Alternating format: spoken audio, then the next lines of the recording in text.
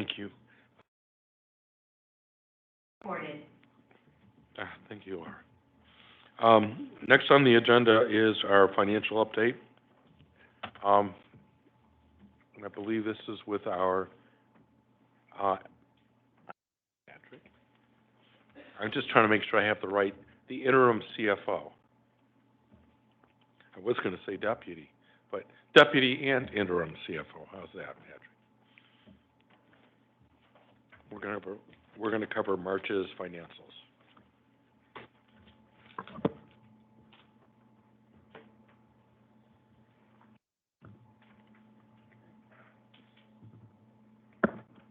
Good afternoon.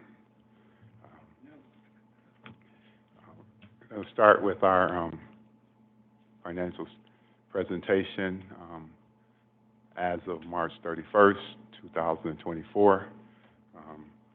Our first slide shows revenue. We show decreased revenue from month to month from October through March. There's a total difference from the first month of the fiscal year to March of revenue received of about $3.5 million difference. When I look at the revenue received in October of FY24 versus what we received in this reporting period of March, so that difference is about $3.5 million. However, as of the date of these financials, it doesn't show the acuity factor as well as the increased rate adjustment for capitation payment, which would take effect April the 1st. We have started receiving those payments of April 1st, and it does show that the revenue is what we projected and expected April, and we verified that it does include a makeup portion and it does include a rate adjustment factor. And based on the revenue for April, May, June, July, August, and September, the additional revenue was roughly about an average of about $2 million per month. And this first graph, it shows each month of actual revenues. And so what we predicted is what we're seeing in the payment as of the first payment in April. I just wanted to make sure I, updated the board on that. And then we can go to slide 2. It shows the eligibles trend. It shows a decrease each month from October through March, which we expected due to redetermination.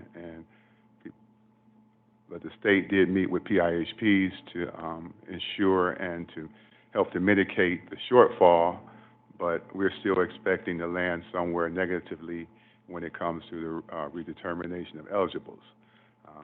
With the redetermination, we expect that more people will be categorized correctly in the areas of DAB, TANF, and et cetera. And so with that redetermination, these people that's fallen off, it shows a decrease because they fell off of those categories and so hopefully with the redetermination, for example, the area of in eligibility, you see a decrease of about 16,000 persons from the start of the fiscal year until March 31st in the area of Healthy Michigan alone. And then you see about 13,962 persons fell off in the area of TANF during that same time frame, and about 3,971 fell off for DABs, which is very alarming because generally that population stays the same, and there's very little variation in the number of people served in that category. And so this is one of the populations for redetermination that that we're focusing on to ensure that they're categorized correctly.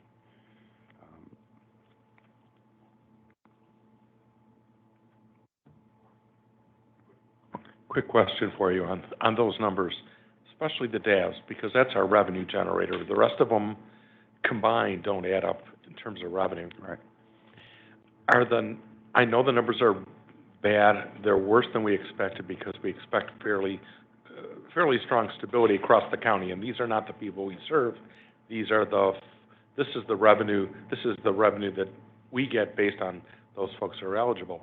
But do we think people have left the county, or do we think that there are a number of folks that have been miscategorized that we need to help the state correct? What do you think? From conversations I've had, I believe that it's more of the former being miscategorized, and so hopefully there's committees established to help try and determine what those categorizations should be and what populations people should fall in correctly. I mean, I want the others to be fixed too. Right. Where they should be, but it's $50 per member per month or per citizen per month versus $300-400. Right. That's a big difference. Right. And, just to put it into quantitative numbers, 3,971 difference in people on DABs from October to March equates to about $2 million for a 6-month period. And if you were to annualize that, you're looking at about $4 million worth of revenue. And so it is a substantial number, and it's something that's being looked at and reviewed. So. Okay. Thank you. Sorry to take you off track. No problem. The next slide talks about assets. This is a comparison chart as of September 31st, FY23 to year-to-date as of March 31st. Assets, cash, and investment are down. We see a decrease in cash, but that's expected given our shortfall that we have for the first 6 months, and so it shows up in the cash category as well as the investment. Receivables are actually our receivables are up. We need to do better at collecting our receivables in order so it can show if you reduce that receivable bar chart, you can add more to your cash and investment and reduce that difference and variance that we're showing in that category. Other assets and then capital assets, we know our depreciation expense, accumulated depreciation, that's something that we're going to have. We can't control what that's going to be from year to year. It's a projected amount that's going to continue to change every year or every month.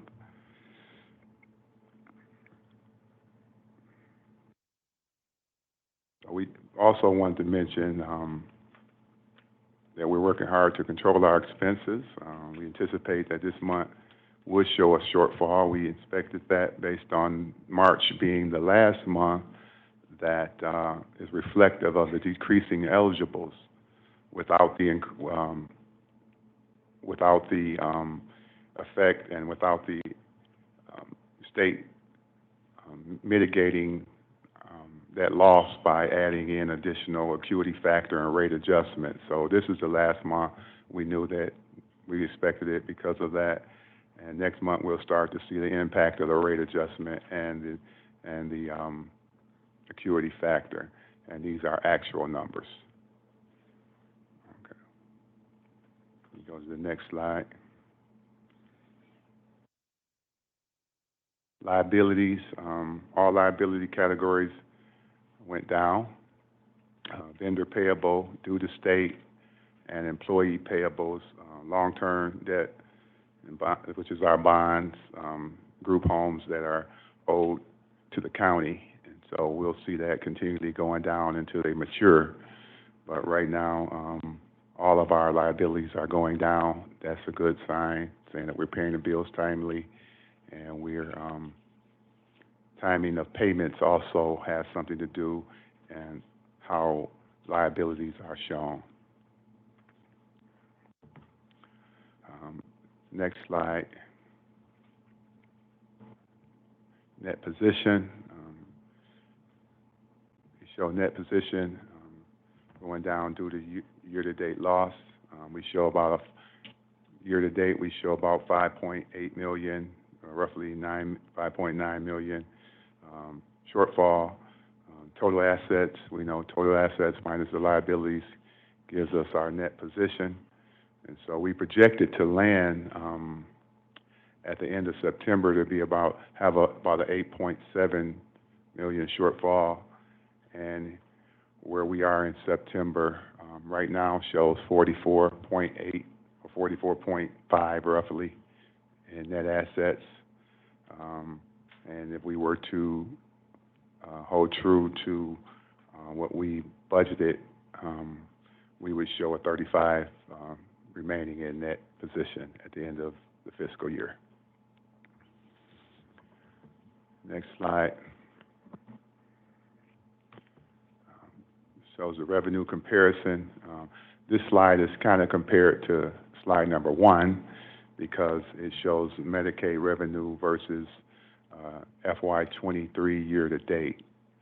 And so in comparison, our revenues is higher in Medicaid funding than it was in FY23.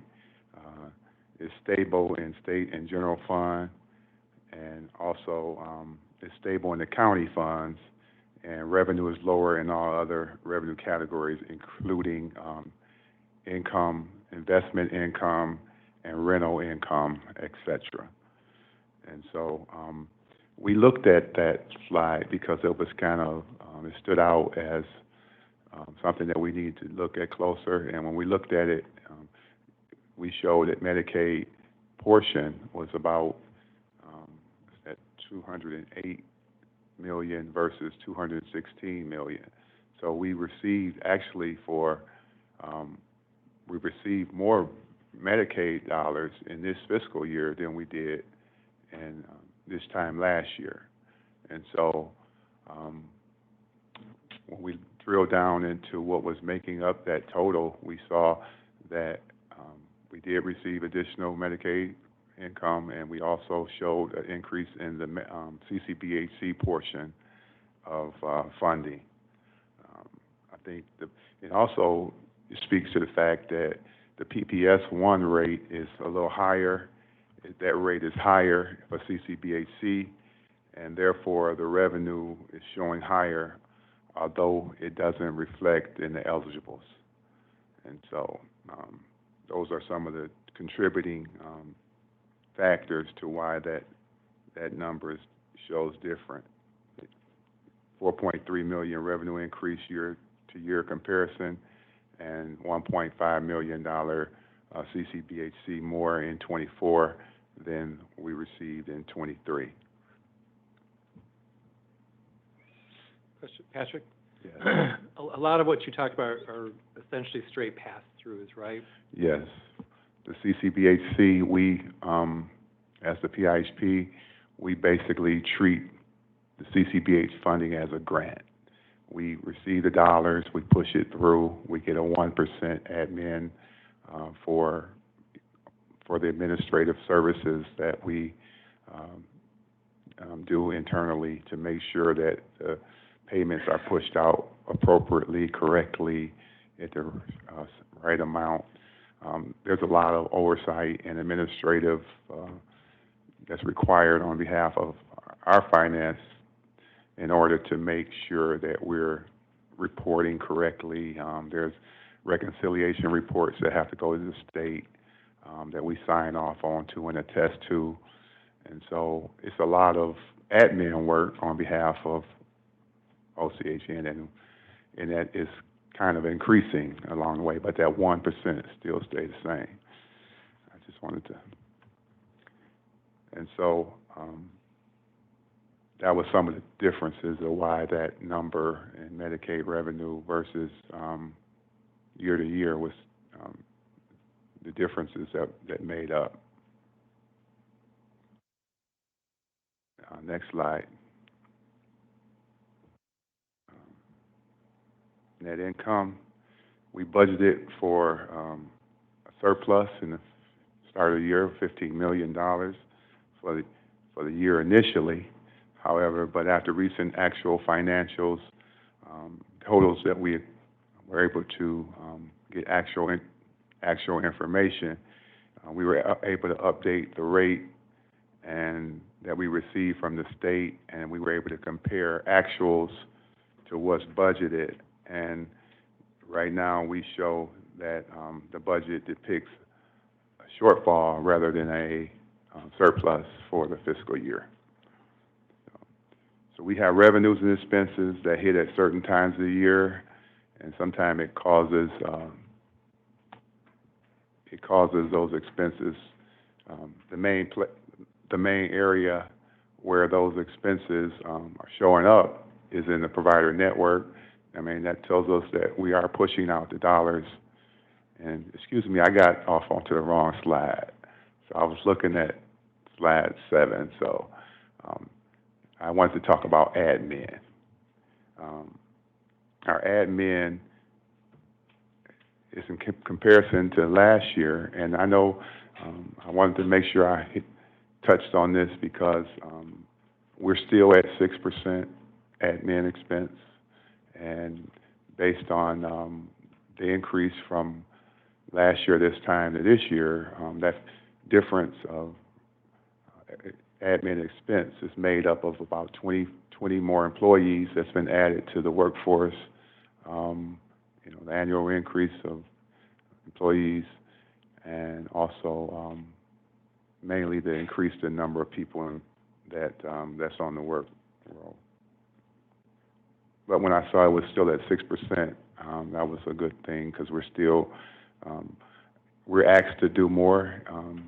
Whenever our expenses go up, that means that there's more work that's being done by the organization to make sure those services and programs are operating and reported correctly.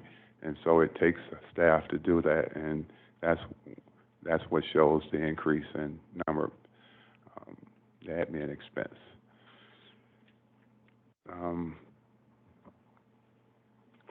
Quick question for you. I'm looking at your provider network, the 215.9 or 898, and that is higher for expenses than our revenue on the slide before for provider net. You're looking at which one now? So for our Medicaid income, our revenue, Mm-hmm. we're only getting in 214.9. But if we flip over to expenses, it's 215.9. So we're still sending more money out than we're bringing in. Yes. So I am reading that correctly. Yeah, you're reading that correct. Okay. Thank you. Okay. Net income. We budgeted for surplus, and right now there are some accruals also that were from prior years, so we're really not comparing apples to apples in this slide because one shows fiscal year through March 31st, whereas this shows, and there's not a, we changed how we reported during after March of 23, roughly after April of 23. And so there's, well, this comparison is not apples to apples, but overall it does show net income. After 6 months, we show 700.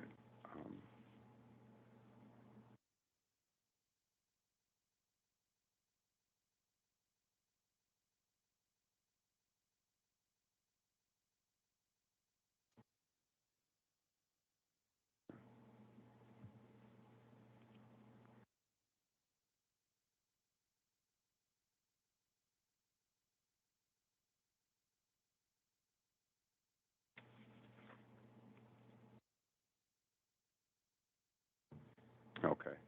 So net income, it shows our expenses are a lot higher. We're showing roughly about 14 $14 million difference in, our expense from FY '23 to FY '24. Although our revenue has gone up by about $5 million, our expenses has gone up as well. And therefore, we show a net income of about, or a shortfall of about 5.8 is the final, net income for the first 6 months of the fiscal year. Question. Patrick, Patrick, I did want to say that, we're continuing to see eligibles go down, and as a result, the revenue is affected, and it's, showing up in the financials with respect to the 5.8 million shortfall. However, we know that help is on the way because we started getting that extra $2 million, which started receiving in April. We should be getting that through the remainder of the fiscal year. Overall, we'll receive about $12 million additional, and that should help us reduce the shortfall, but we still we still will show a deficit. We're watching our revenues closely, and we'll see where we need to adjust and plan for adjustments as needed. Patrick, just to clarify again, up until essentially April of last year, there were a lot of accruals, right, Mm-hmm. in the numbers, so not true apples to apples. The numbers last year, we had a lot of questions about based on the accruals. Right. Okay. All right. And we took a lot of those out to make sure we show actual and reflect what dollars are received. And even in the case of PA2 and dollars that we receive quarterly and different intervals during the year, we didn't do it 1, 12 for 12 for 12 for 12 for 12. We just recorded it as we received it. And sometimes that can cause your, cause a swing. So, but we do have revenue that's not recorded that's projected to come. But as of right now, we wanted to just show you what the actuals were based on actual revenue in and expenses paid. So based on the adjustments coming from the state that we just started to see the first month, or two if you look at current month plus a retro month, right, for each one, where do we think we're going to stand at net income as a loss? You said it's already a deficit, so just sort of, I know. So we projected based on our budget that we would be about 8.7, and that's what we're projecting.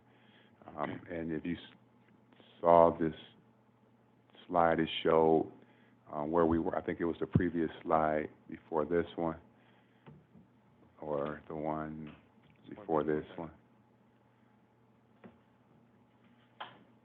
It showed where we would. I think it was even before that one.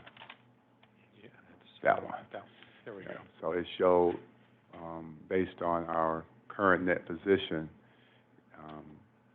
we're projecting that we budgeted for 8.7 million shortfall, and our net position at that point would be 35 million, based on that projection.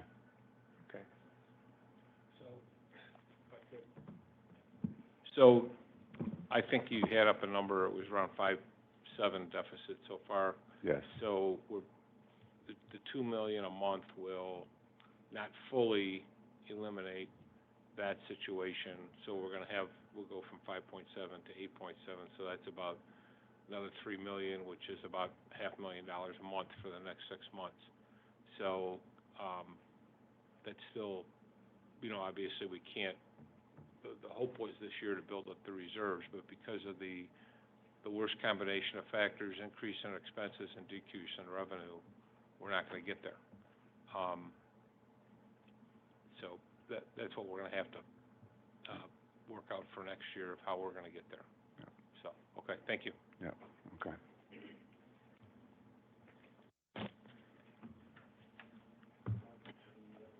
And then also, I believe there was the top 15, that's the last slide. They continue to be the same. MORC, Easter Seals, those two combined make up about 70 million of our total revenue pushed out this fiscal year. And then, so those are, I think one of the questions that was asked from the previous study session was how many of those are over budget. And out of the top 15, I believe Ms. Woodruff asked that question. We did do our homework and did provide you an answer. MORC, there was a request in for additional overage that's not that we're addressing now, but it do push them over the budget amount as well as CLS.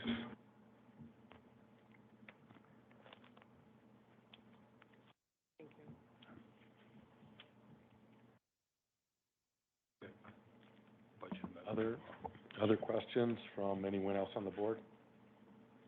I would Okay. like to, Sure. I don't have a question, just a statement. I understand where we are in the deficits and what have you, but I am encouraged by the fact, number one, that you are looking at overall expenses and how you're cutting back on those, which is really good. And certainly, the increase in employees to help to monitor some of that. So I think that those two things itself ought to give us some payback. It may not be $12 million or $8 million worth of payback, but certainly just those two moves should help us. So I compliment you and the finance department for that. Thank you. Thank you.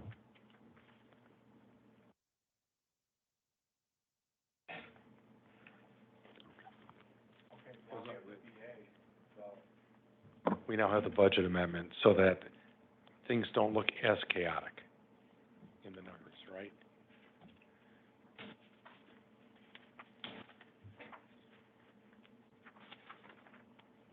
Okay.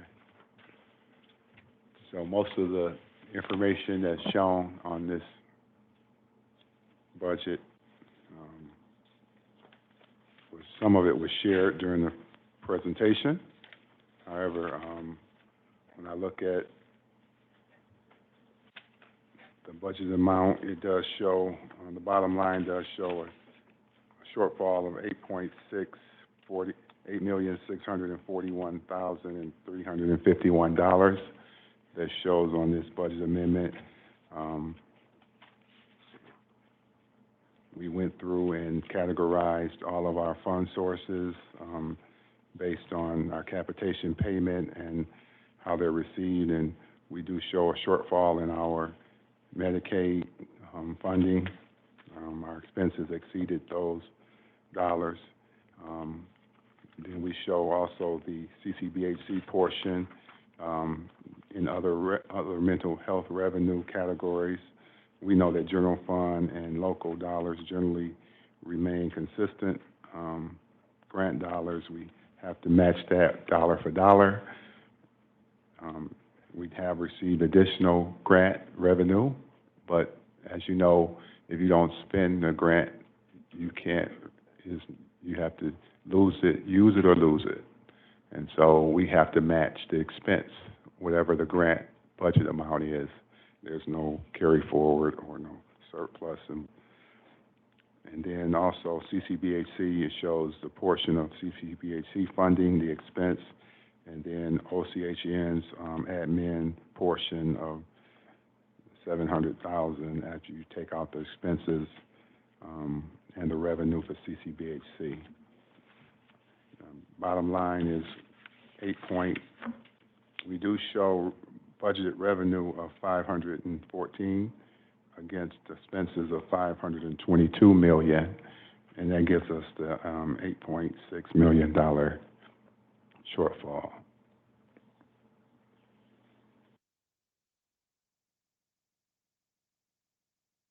We do know that all of the PA2 this year will be used, the revenue that we receive, that's why it's showing dollar for dollar there as well to cover our shortfall. Next screen. This is we worked with IT to get as much accurate information as we could for you so that we weren't just grabbing numbers and just sharing something that didn't make sense. We made sure that we pulled the 820 file from IT. We looked at it, we tied out our revenues, and we used the methodology.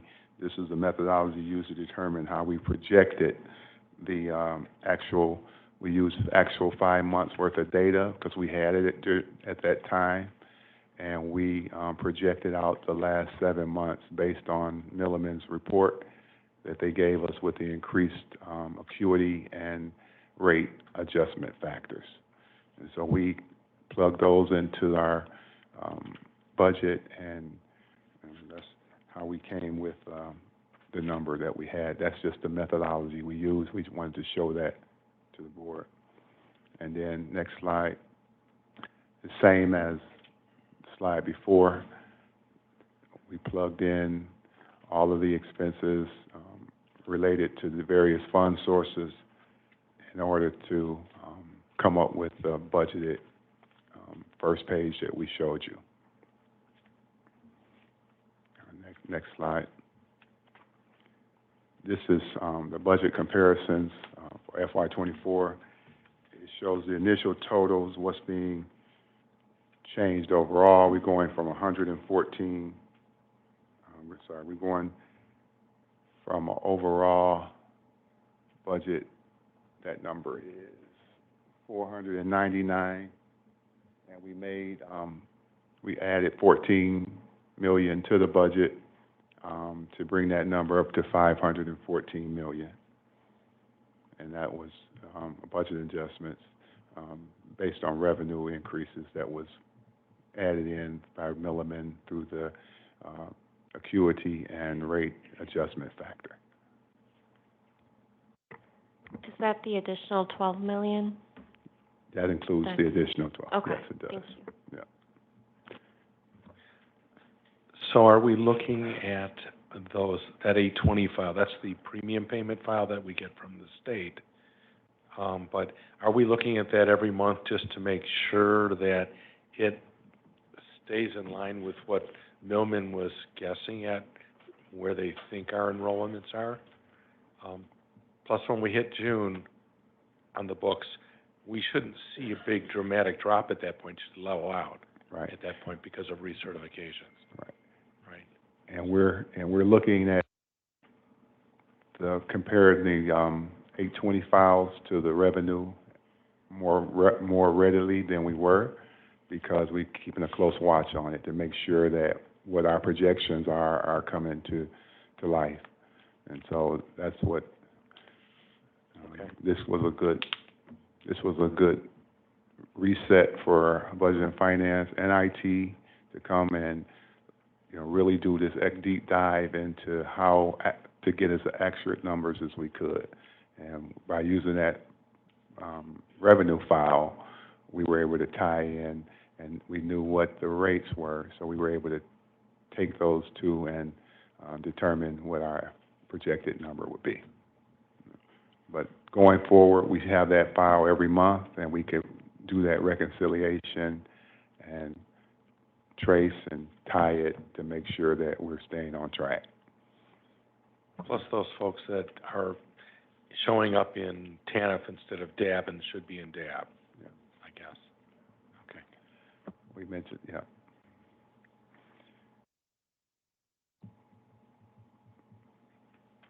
So these are some of the changes, expenses. It shows things that we added to the VA1 or actual expenses that we added additional 38 million expenses that occurred during this adjustment time. Some of them were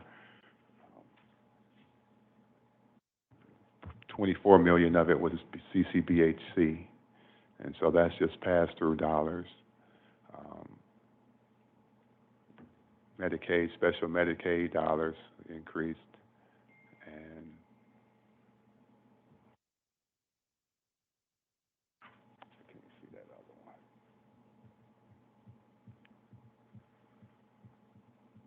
And then you see the $12 million, or I'm sorry, it shows the, what's that?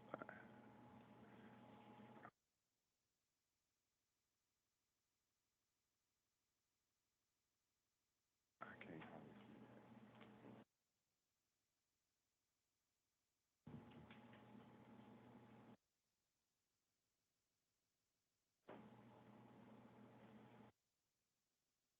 But overall, it shows the increase that we made to the budget, thank you. And the increase that we made to the budget, in expenses, takes us to the 8.6 million. We did add expenses that were, not realized, but we wanted to make sure that we included it because there's some things that, we didn't want no surprises to the board, so we were real conservative in our budgeting, in this expense category. So we did show them for purposes of being conservative instead of not including them and then being, have a surprise at the end. So we want to be conservative with this expense as well as the revenue.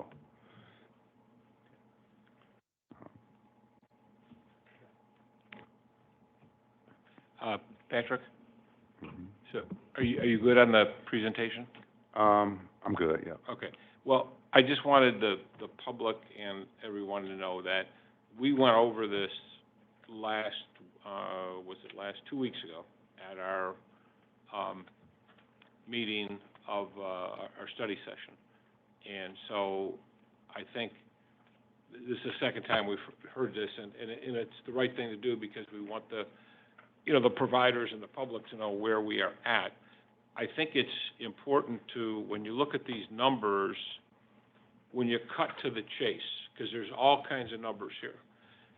Like CCBHC, we do have a $25 million increase, but we've got an almost identical increase in expenses. So when you do all the washes that there are between income and expenses, what jumps out is the Medicaid.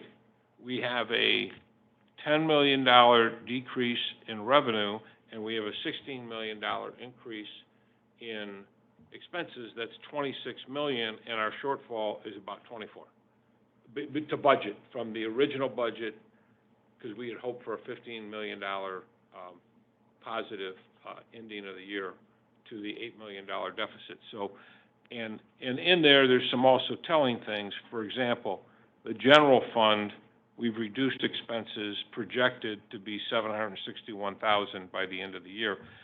That's one of the few areas we have any kind of discretion, is with the general fund. Most of our monies are spoken for, both on the income and the revenue side.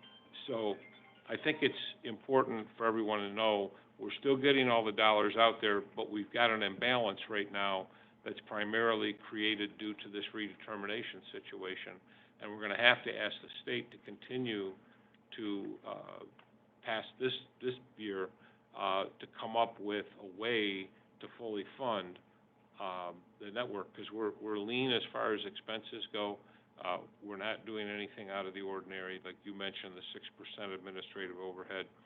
And really, we're just struggling with, to me, is unprecedented situation that I've never seen before, where your revenue is indiscriminately being cut. We don't sell a product. We can't go out and invent something new and increase our revenues. We're funded by federal and state sources ultimately, and what we get is what we get. So the need is still there in many areas, and as a result, we're struggling as I think all 10 networks in the state of Michigan are. So I want to thank you for bringing this to our attention, and now the key thing is working with Dana and your team to come up with a plan into next year and be able to advise our providers appropriately of what changes there may be, because this is not sustainable. There has to be some change in this, the way we're going. Again, I've never seen this in all my years of government service or quasi-government service. where you're just, we have no control over this decrease. So we're gonna do the best we can. We've got people who are counting on us out there that need the services, and we're gonna stay focused on that. At the same time, we're gonna have to, there's gonna have to be some kind of changes. I can't predict what those are gonna be, but, there will be some changes. Thank you. All right, thank you. I think, in contrary to what you're saying, Mr. Chairman, I think this is really good with what they've done, the slicing and dicing of this. One of the things, I know that for this year's fiscal budget, you all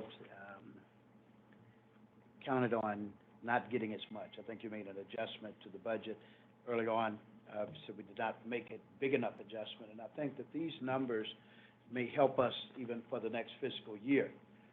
As our chair is saying, not sure how much we'll get, what we won't get, but it shows that we will have to cut back a little bit more. But I do think that the process that you've gone through here in the detail will help us, even as we explain to those contractors that we have, that they too have to make that adjustment. So again, I like what you're saying in relation to what you guys are doing. Certainly looking at the expense piece is very, very important, and the adjustments that you're trying to make. And I think that as you look to the next fiscal year, it may be that we have to double that adjustment that you came forward with, but I think you're on the right track. Thank you. Okay, thank you. Other questions from the board? Okay, if not, what I need is a motion to approve, a motion to make a recommendation from our committee to the board on the BA, on budget amendment number 1. So moved. Thank you. Is there any, now it's moved and supported, is there any discussion on it? Just for the Finance Committee? Hearing none, a roll call vote, please. Just to confirm, but just roll call for the Finance Committee. Mr. Landsman? Yes. Mr. Young? Yes. Mr. Furman? Yes. Dr. Giles? Yes. Pastor Jones? Yes. Motion carries. Thank you. Thank you, Patrick. Okay, thank you. Tough subject. Okay. And we're gonna watch it because it may get, it's bad, but it may turn worse because, again, I don't necessarily trust the Millman numbers until I see our numbers to say, yeah, they're in line still.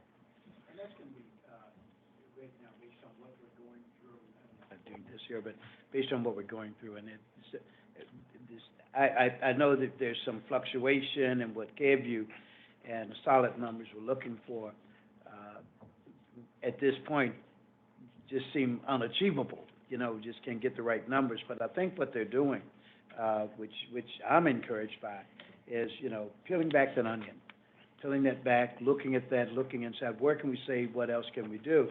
And then it's also important that we're having that same discussion with our contractors. As our chair had mentioned, everybody's seeing this. And so it's a good time to say, okay, you know, we may have to go to Dairy Queen this year. And we're not going to the ice cream, going down there to, what is it, Westburg down in Royal Oak. So, got to cut it back. All right. I think enough about budget. Let's see how actuals play out in the next couple of months. Next on the agenda is the Kingsway contract. And Mark, if you'd come up, please. Thank you.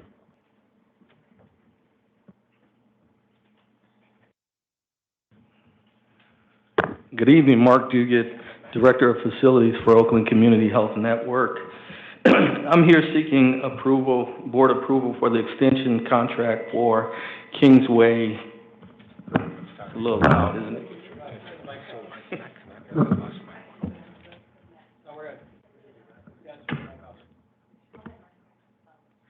Yeah, here seeking contract extension for Kingsway snow plowing services. They are our current vendor. after 3 years, we did a RFP to combine services and to see if there was an opportunity to save money. Obviously, it went in a different direction. It was a huge increase, so we went back to Kingsway. And because of our relationship with them and them having a fond love for what we do, not only did they offer an extension, but they offered a 2-year extension at the same rate. So we were happy to accept. Any questions? I think the lighter winter didn't hurt either. Is there a motion to support this recommendation? Yes, so moved. Is there a second? Support. Thank you. Is there any discussion? Hearing none, I guess we do another roll call. We'll do roll calls for all of these, for the recommendation. Mr. Landsman? Yes. I'm Mr. Young? usually last, but I'll say yes. Mr. Young? Yes.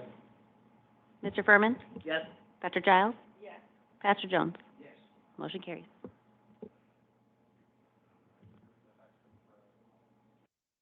Yes, sir.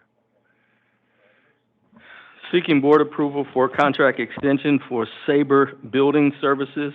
Sabre provides janitorial services at both locations. Sabre was awarded a temporary contract, a 6-month contract to overlap the company that was previously providing services. We were a little nervous that once they were informed that they weren't going to receive an extension, that they were going to not provide us services, so we offered them Sabre a temporary contract to have someone in place because of the importance of services that we provide at the Resource and Crisis Center. During that time, we also had an opportunity to evaluate Sabre Building Services as well, and Sabre not only met our expectations, but exceeded our expectations. Also, additionally, Sabre provides janitorial services for 80% of Oakland County's buildings. So they have about 45 buildings that they take care of, and we were able to piggyback on their contract and receive their rate. And so in doing so, we want to offer them a 3-year extension. Okay. Is there a motion to recommend this contract? So moved. Thank you. Is there any discussion by the Finance Committee? Hearing none, we'll do a roll call vote for approval of the recommendation. Mr. Young? Yes. Mr. Furman? Yes. Dr. Giles? Yes. Pastor Jones? Yes. Mr. Landsman? Yes. So the motion carries. Thank you. Thank you. All right. Next on the agenda should be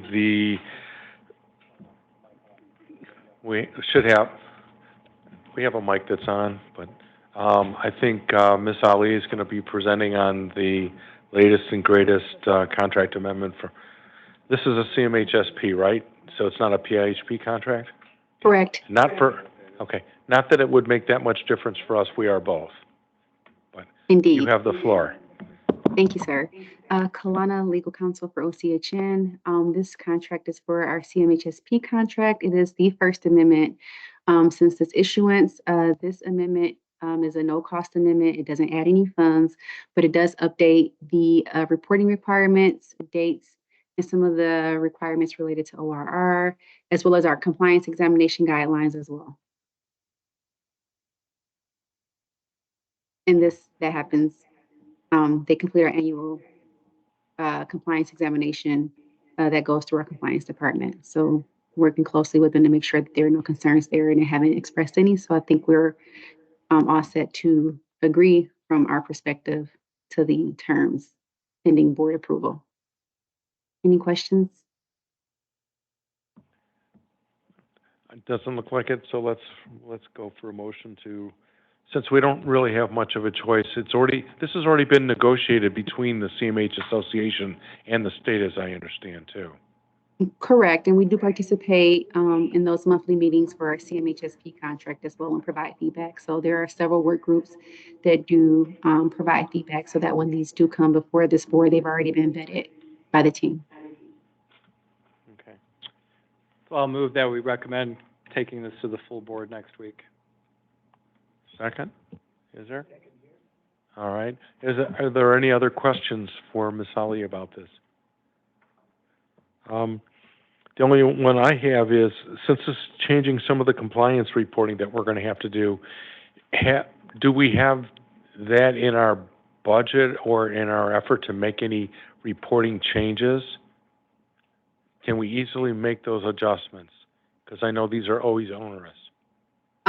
So far, the team has not indicated any challenges in compliance, with these requirements. Again, these are usually vetted and discussed through those work groups, and so I haven't heard anything from those relevant teams. And when they receive this document, they do provide feedback to me, and I do share that with the department if there are concerns. And we haven't had to share any for this particular iteration of the amendments.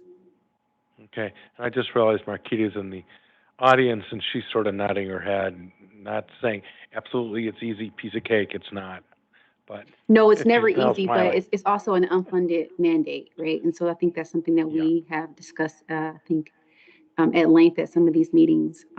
However, we do try our best to comply with these requirements. Okay, thank you. Let's do a roll call vote to recommend this. So this, we do have time to make it to the next board meeting to approve this, contract amendment, right?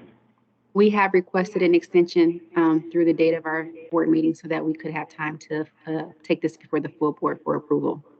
Okay, thank you. Figured I would ask that, otherwise I'd have to invoke the whole board that's here tonight, which we have a quorum, but we could have done either way. But, okay, so this is just a recommendation to the board. That is the motion, correct? Correct. Okay, ready for the roll call. Mr. Young? Yes. Mr. Furman? Yes. Dr. Giles? Yes. Pastor Jones? Yes. Mr. Lanson? Yes, Motion carries. thank you. So we'll recommend these 3 contracts, at the board meeting next week. Okay.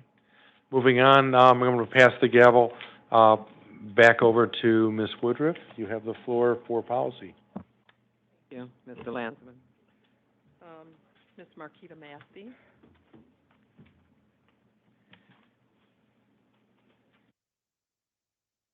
Good evening. Good evening.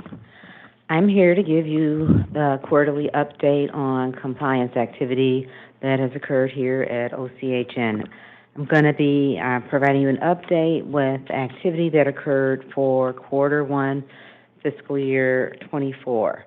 So the data that I'm going to be sharing with you tonight is has been reported to the state for the quarter ending 12/31/24. That was reported February 15th of 2024. The next period goes from January 1st through March 31st, and that's going to be reported this week, March the 15th. So that's quarter 2. You can move to the next slide. So each quarter, I come before you and give you an update on what's going on with compliance here at OCHN, covering the types of incidents that have been reported to us and actions that we've taken. This slide right here is really just background information on what we do to support compliance here at OCHN. We've discussed this previously, so I'm not going to spend any great length of time talking about this, but one thing that I do want to point out is that we do have a compliance hotline. So as board members, when you're out in the community or maybe interacting with individuals served or family members, if there is any type of issue that comes your way, I would encourage any individual to go on to our website and report any issues of concern. That comes straight here to our compliance committee, and we would investigate and follow up on that. Can move to the next slide. So this is the hotline reporting form that's on our website. If somebody was directed to our form on the internet, this is what they would get. They would email it to OCHN, to our compliance committee, and then, as I mentioned, we would investigate. Can move to the next slide. Here on this slide, I want to just briefly talk about some of the processes and practices that we have in place to meet the required elements of a compliance program. We have our policy that can be accessed through Policy Stat. We look at that and review it on an annual basis. It's very comprehensive, and it covers details on compliance programs and activity. The next item that I want to highlight is that when an issue is reported, an investigation is open and it's assigned to staff to review. That process may involve completing staff interviews, review of records, and extensive auditing. The next item I'll speak about is annual training. All staff here, as well as board members, are required to complete annual compliance training that helps to strengthen the background so that everybody can be made aware of what needs to be reported, what might be questionable, and what should really just be on your radar. The other items I'm not really going to talk about. If there are not any questions, we can move on to the next slide.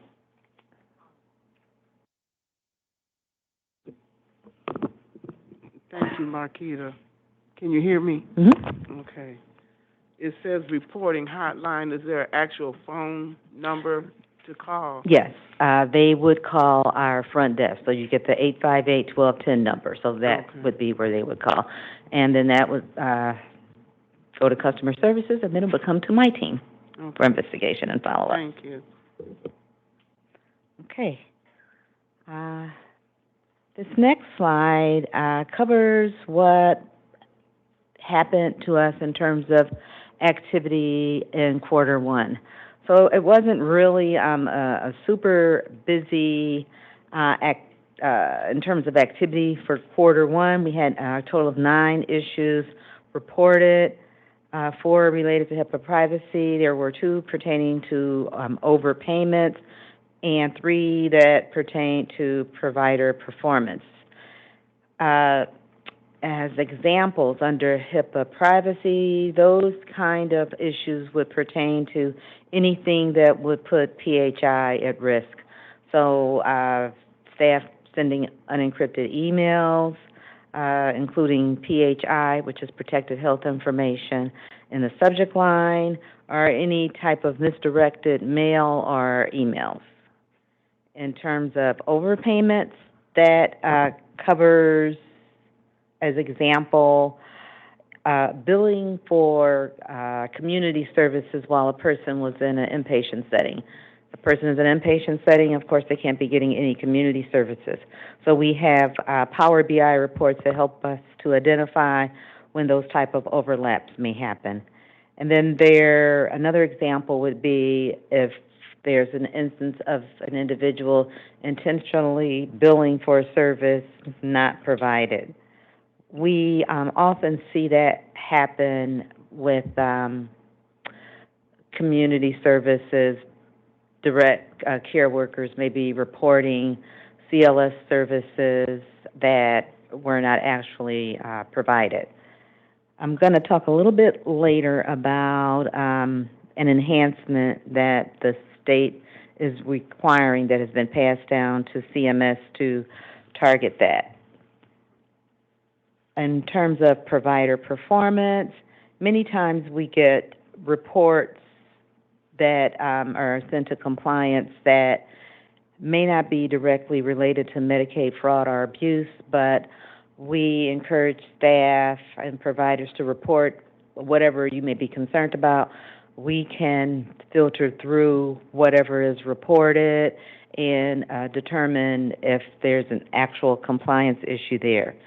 So in terms of provider performance, there may be some issues that we have to follow up on directly with our contracted providers.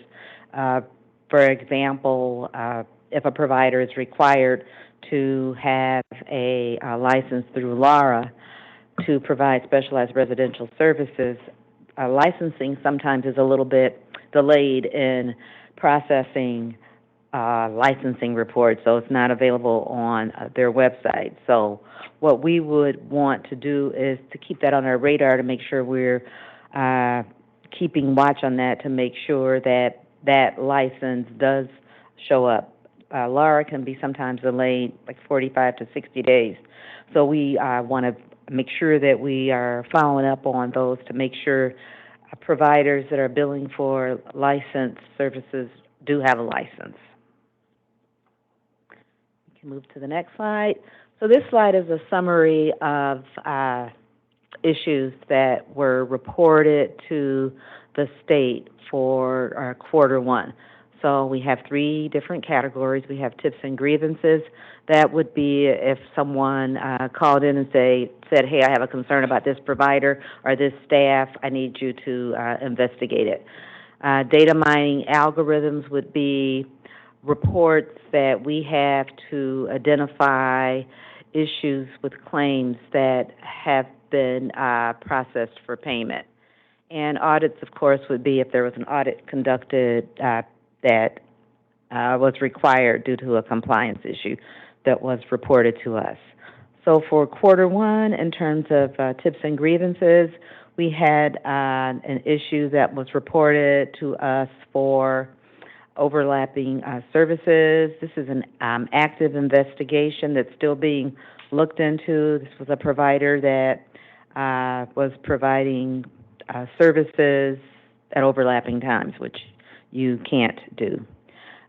There was another instance of an individual that was using an EBT card of an individual that had passed on, and that case was referred to the state's OIG Food Service Division to investigate.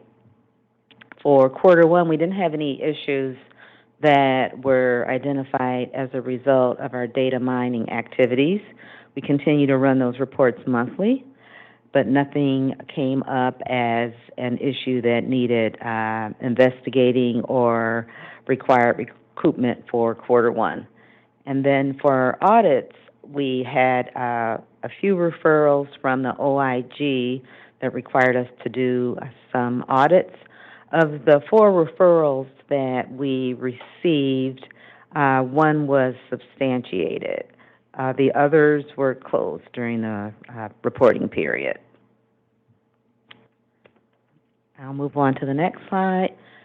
I want to talk a little bit about a peek at next quarter. So I'm going to talk about some other activity. So oftentimes when there's an investigation that we're required to do an audit for that's referred to us from the OIG, it takes more than 1 quarter to resolve that.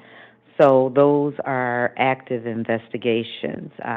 Some of those may fall into the categories of if staff have the appropriate qualifications to provide a service, if services are not being provided according to program requirements, and if there may be allegations for billing for services not provided. On the OIG's website that is available through MDHHS, anybody from the public can report any type of allegation that they may have a concern about. So oftentimes issues may not be substantiated, but then there are some times where an issue may not have been substantiated, but we may find some other things that are concerning that we have to look into. The next bullet talks about the implementation of electronic visit verification. So this is a requirement that was passed down to states as a result of the 21st Century Cures Act. And it's been a requirement that states comply with this for the past few years. Michigan's been a little bit delayed in its implementation. But what this will require is that when direct care workers are providing services at residential sites, what they will essentially have to do is basically clock in and clock out. So when they reach the beneficiary's setting where they're going to be providing services, they would either use the beneficiary's landline and call into the system, or they would use their own personal cell phone to call into the system and basically log in. When services are completed, they would do the same thing by calling in to log out and basically noting that they have completed service. So that would replace the need for timesheets that staff are currently using in these settings. That is going to apply to respite services and services where CLS is provided less than 24 hours. There is not going to be a cost to the providers for implementing this service. The state is required to do that. This is really on a fast track for rolling out. The state plans to have this in place by this September. So we are still working through some of the things that will have to be in place and ensuring that our providers that are going to be impacted receive a notification for this. The last bullet. Quick question on the EVV program. So the state's going to run it. Everyone, I think, is going to be using the state's application to use it. Will we get the data from it so we can align that data in Odin with the services that folks are either claiming or reporting that they're doing, so we can align on persons served along with staff delivery? So we're still learning, but it's my understanding that we are going to get that information. There are still a lot of questions on how this is going to be implemented. There are some providers that have already went out and purchased their own EVV systems. I don't know if they're still going to have the option to be able to do that or not. I believe all those provider types are going to have to run through the state system. So there are weekly meetings, staff from IT attend, staff from our PNT attend, staff from quality and compliance attend, because we're still learning. We need to make sure we can communicate this to our provider network. It's a really short time frame, though. I just remember how long it took for us to get the MCO claims into Care 360 where we could see it. And this sounds like the same kind of thing, only at the service delivery level back up to us. Yes, it is. So it's a heavy lift, but we'll get through it. So the last bullet here, Ms. Newman? I could be mistaken, but I thought this EVV, electronic whatever. Visit verification? Yeah, that it would add more to the staff time, that there was a complaint that it would be adding more and more time to staff that's not with the person that's there to serve. You hadn't heard that? No, it really is intended to make sure that the staff that are submitting a claim for service, that they were actually at that location and not somewhere else. So they have to be physically at the person's home in order to log in. Okay. So it shouldn't add any more time, and it should make it less burdensome for the person served, because they won't have paper timesheets to sign off on anymore. So we're still working it out, though. Thank you. Trying to answer all the questions. So the last bullet here is talking about new requirements from the OIG for contract requirements. There are some more expectations that have been handed down to us in terms of not so much of what you are doing, but adding more specificity to how you are doing certain activities. Maybe, it's adding different staff responsibilities and committees. So earlier there was a question about how are we going to handle this. We are handling it to the best we can within our current staff resources. And so far we believe we would be okay. We're working through it. I'll move to the last slide. This slide just talks about some of the preventative measures that have been implemented. when compliance issues come up and when we've done corrective action plans, and we have to make sure that the actions have been implemented. So there isn't really anything new this quarter. The most important thing here that I would really say is it's very important to do training. So when an issue comes up, it's important to do situational training based on the issues that are specific to the staff, to make sure they understand what was done incorrectly and how it should have been done properly. But most of these controls that you see here, we've implemented based on issues that have been investigated, where we saw that there was a need to kind of tighten up some things a bit. So I'll move to the last slide. This slide talks about actions taken as a result of issues that have been reported. Of course, I mentioned training. We continue to do training, requiring that annually at our general staff meetings. We provide reminders to staff on the proper way to ensure that emails are being sent securely and to check and double check what they're doing. We are continuing to contract with a vendor for our billing verification audits and targeting specific populations where a little more attention may be needed for ensuring that compliance is met. We continue to do provider education. We meet with specific provider types on a quarterly basis, so we provide education and training to those provider groups as needed. We continue to make folks aware of our hotline, to let them know we have a hotline, report it, even if it ends up not being anything substantive, still report it, because we want to know about those things.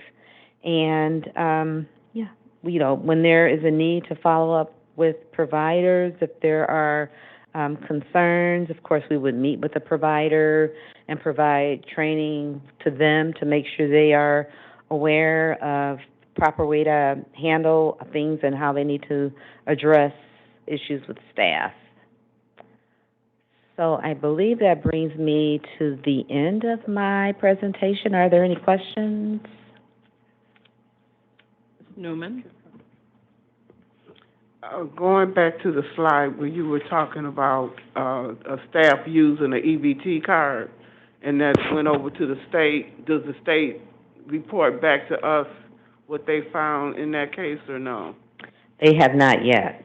Okay, but is it part of the protocol for us to get the information after they've done their investigation? That's a different arm of the OIG than typically who we deal with. And so this would be the first time we've had a case like this.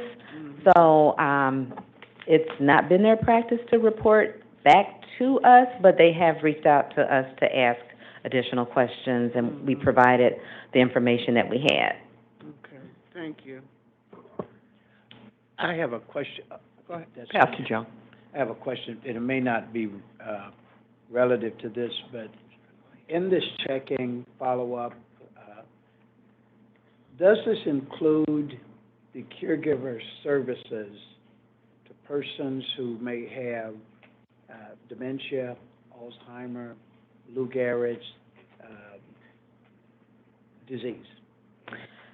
If it's a compliance issue related to an individual that OCHN is providing services to, it doesn't matter what their diagnosis is. We're going to look into it and investigate it. Okay, because that is concerned right now in relation to a number, just the staffing for caregivers and what have you. And certainly, and I guess over these last few weeks, I've been faced with the different stages of dementia. Some of it more violent than others. And I was just wondering how that's monitored or checked. So I'll sort of keep my eyes on this one and come back to you when I have more deeper questions. Okay. Do have one question. related to overpayments. If someone does not renew their license, like May is usually the month that LPCs renew their license, does that end up being an overbilling situation? If it's, they don't renew until June and technically it should have been done in May. If that individual provided services while Mhm. they had a license that was not in effect, that would be a compliance issue and it would be an overpayment. Okay. And actually, Laura is making, this is just a statement, Laura is making some changes, which I don't really see for the betterment of the field, because historically, social workers renewed in April, counselors in May, psychologists in June. But I know that when I renewed my own license, now I have a renewal date of October. So it's like they're just picking dates out of the hat. So that's going to be harder for some of your providers to manage as well. So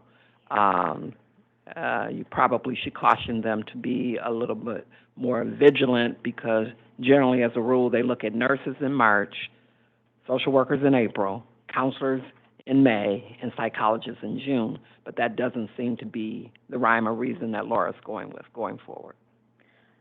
Well, what I can say is that, thank you for that information. I was not aware of that, but our credentialing verification organization, MedVercent, does run ongoing credentialing reports. So if there was a lapse in anybody's license that we've credentialed, we would be aware of it. Okay.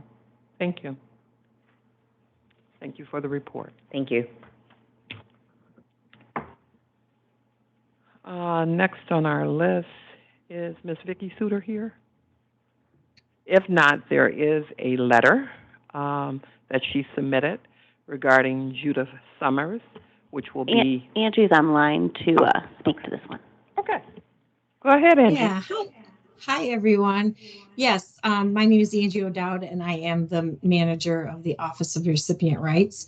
And we are seeking to have reappointments done for Judith Summers and Miguel Quintero, and both of them are in good standing with the advisory committee. Additionally, they have both served a first term, and so they are eligible for this reappointment. Thank you. What we will do, because it's two individuals, we'll take them one at a time. We'll take Judith first. Is there a motion from the policy committee on Judith? Support. Okay, can I get a roll call?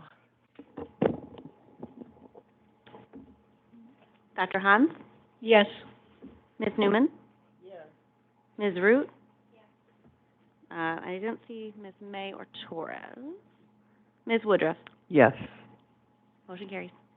Okay, so the motion carries for that. And then the second person will be Miguel Quintero.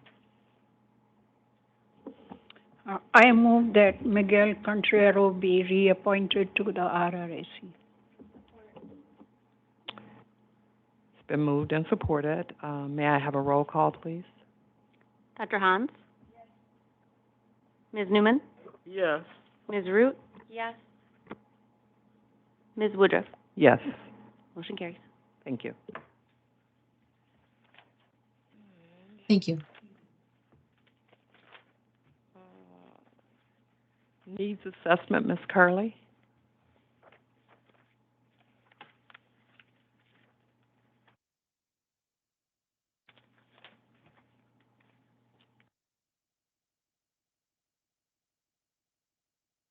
And Chief of Staff Christine Berg. I think your name is listed as well.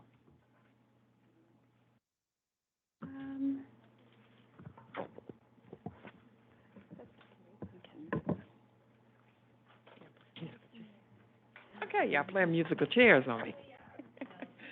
I'm going by the paper. I'd like to change it up a little bit. I think it's me first, and I'm operating today, too. Okay.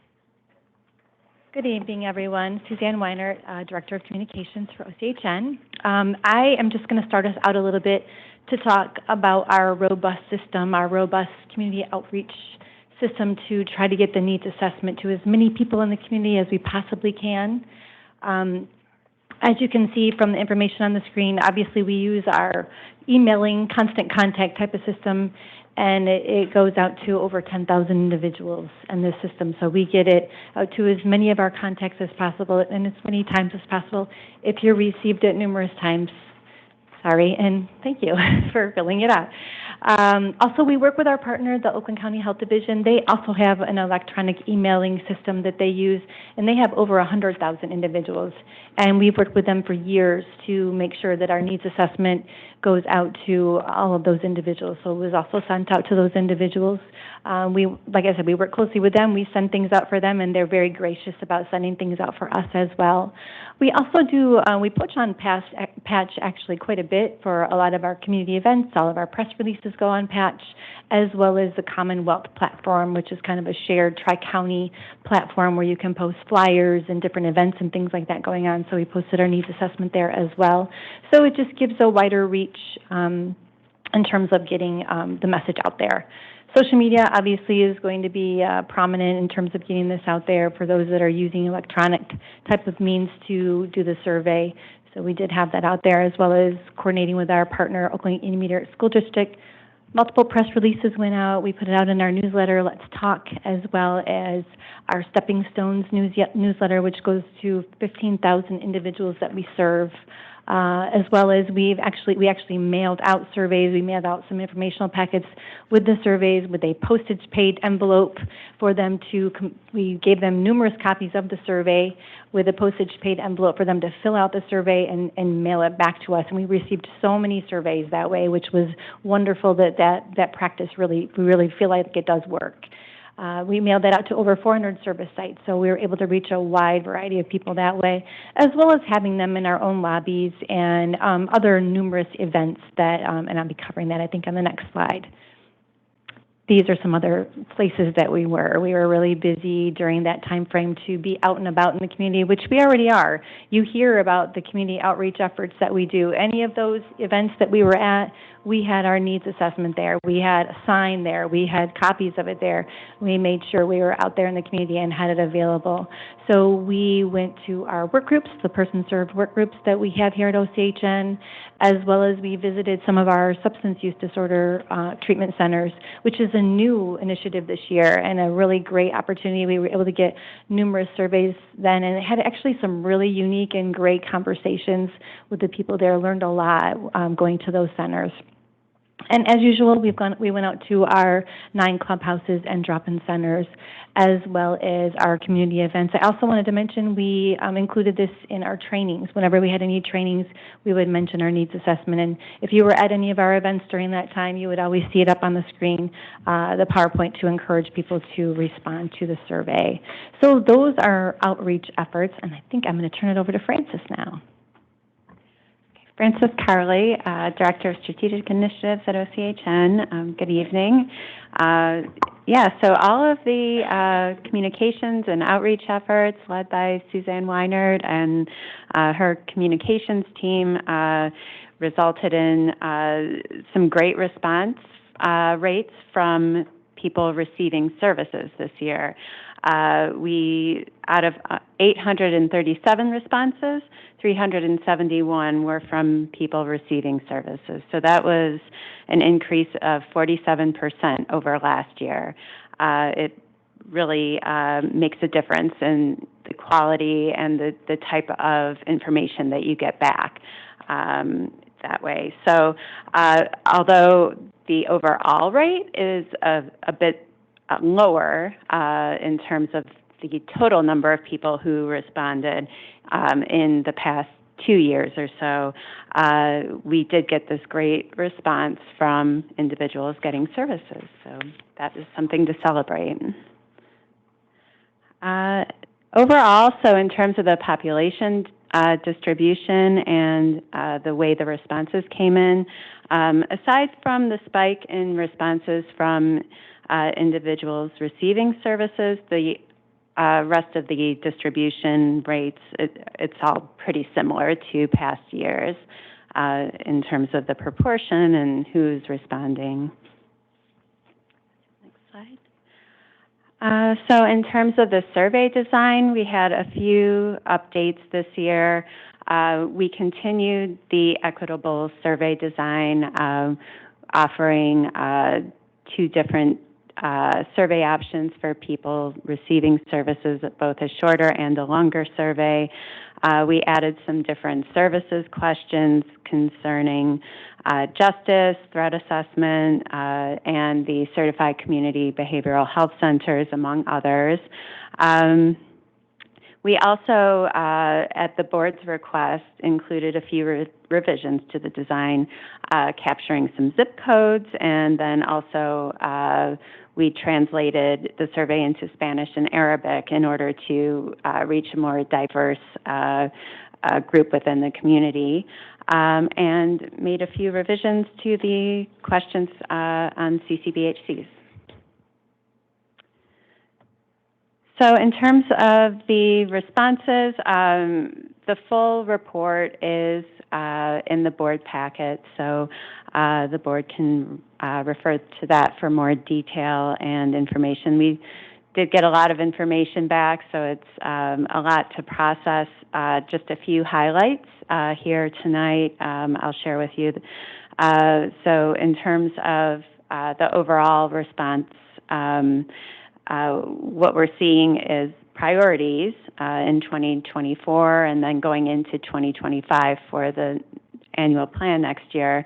And this really reflects, you know, the population and people's concerns who are associated with the network.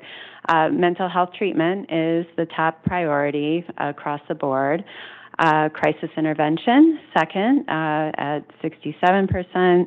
Then coordination of mental and physical health care, that was third. So additional supports for caregivers and people who are family members taking care of individuals with exceptional needs. And then also transportation services, that is also a top concern. In terms of the satisfaction rates, so the top area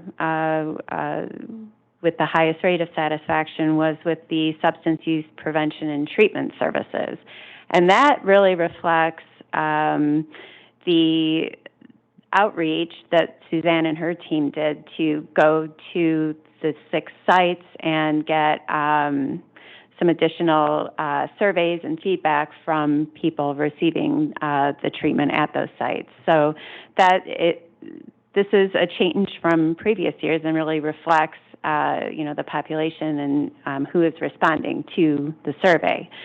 The second area was the coordination of mental and physical health services and how those services are working together. Third is mental health treatment, another, one of the top priorities. Then crisis services and the transportation that people receive to go to their doctor or to appointments for therapy. So those were the top areas, and it reflects the voices of people receiving services.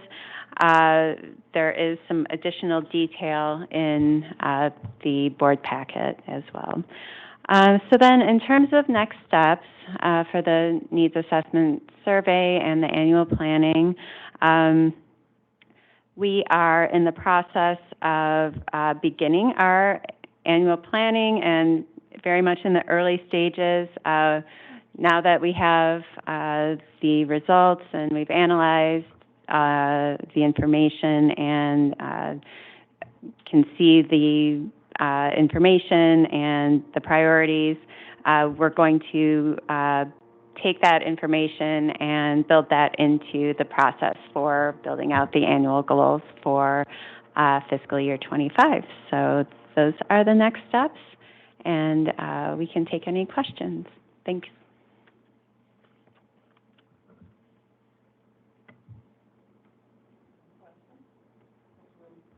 I apologize. This is more of a technical question, but when was this added to our board packet? Do we know the day and time? Because when I reviewed our board packet, I didn't see this presentation in there. And I reviewed it like Saturday evening, I believe.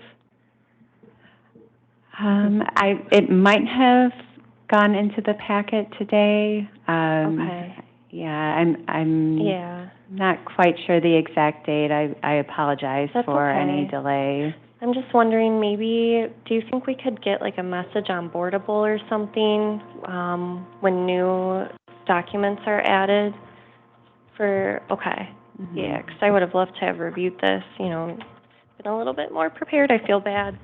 But yeah, I didn't see any of it Saturday when I reviewed everything. Thank you. And I reviewed last night, so it wasn't there. But I think with the new computers, I had some technical difficulties with PowerPoint not coming up. I know the financials were there, but I couldn't go into them. Yeah, so.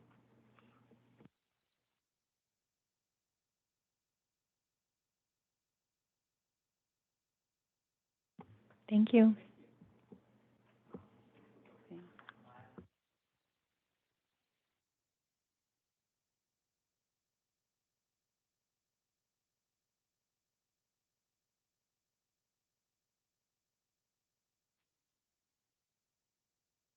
Other business? Oh, Francis, I'm sorry, you have another report. I do. I'm also here to present the FY24 mid-year report. Gotcha. So that is next on the list. With the FY24 mid-year report, we are at the halfway mark of our three-year strategic plan. As a reminder, we have 5 key focus areas that will lead us through the remainder of FY24 and through FY25. So those focus areas are staffing and retention, quality system of care, administration and service delivery, integrated health care, and partnerships, advocacy, and outreach. So the first priority is the staffing and retention goals. So overall, our FY24 plan has 10 goals overall, and that reflects a consolidation, kind of a refinement from previous years, trying to focus the work and focus the teams and the operations. So 2 of the annual goals are within this staffing and retention priority, and this area is to address workforce shortages that continue to impact the system across the state. The goals are focusing on prioritizing activities to develop and maintain a qualified behavioral health workforce and address the shortages that are impacting all providers. So halfway through the year, most of the objectives are still in progress. A couple of highlights, starting at the top. OCHN will be launching the Great Place to Work survey again this year, and that will launch in June. In FY23, we achieved the designation as a Great Place to Work, which really reflects OCHN's values and commitment to a culture based in teamwork and innovation, and then, of course, based on inclusion, diversity, equity, and accessibility. So then another highlight, and OCHN also continues to reach out to career fairs and trying to recruit individuals who are in the colleges, local universities, and we recently posted 3 part-time internships for 3 departments at OCHN for due process, human resources, and communication. So then next, in FY '24, the focus goals to achieve a quality system of care include expanding access and then strengthening the children's system of care. And both of these also align with the strategic plan from MDHHS. So first we have, in terms of the access expansion, access, next slide, please. In terms of the objectives for quality system of care, one objective is to increase the access staffing and to expand the hours to 24/7.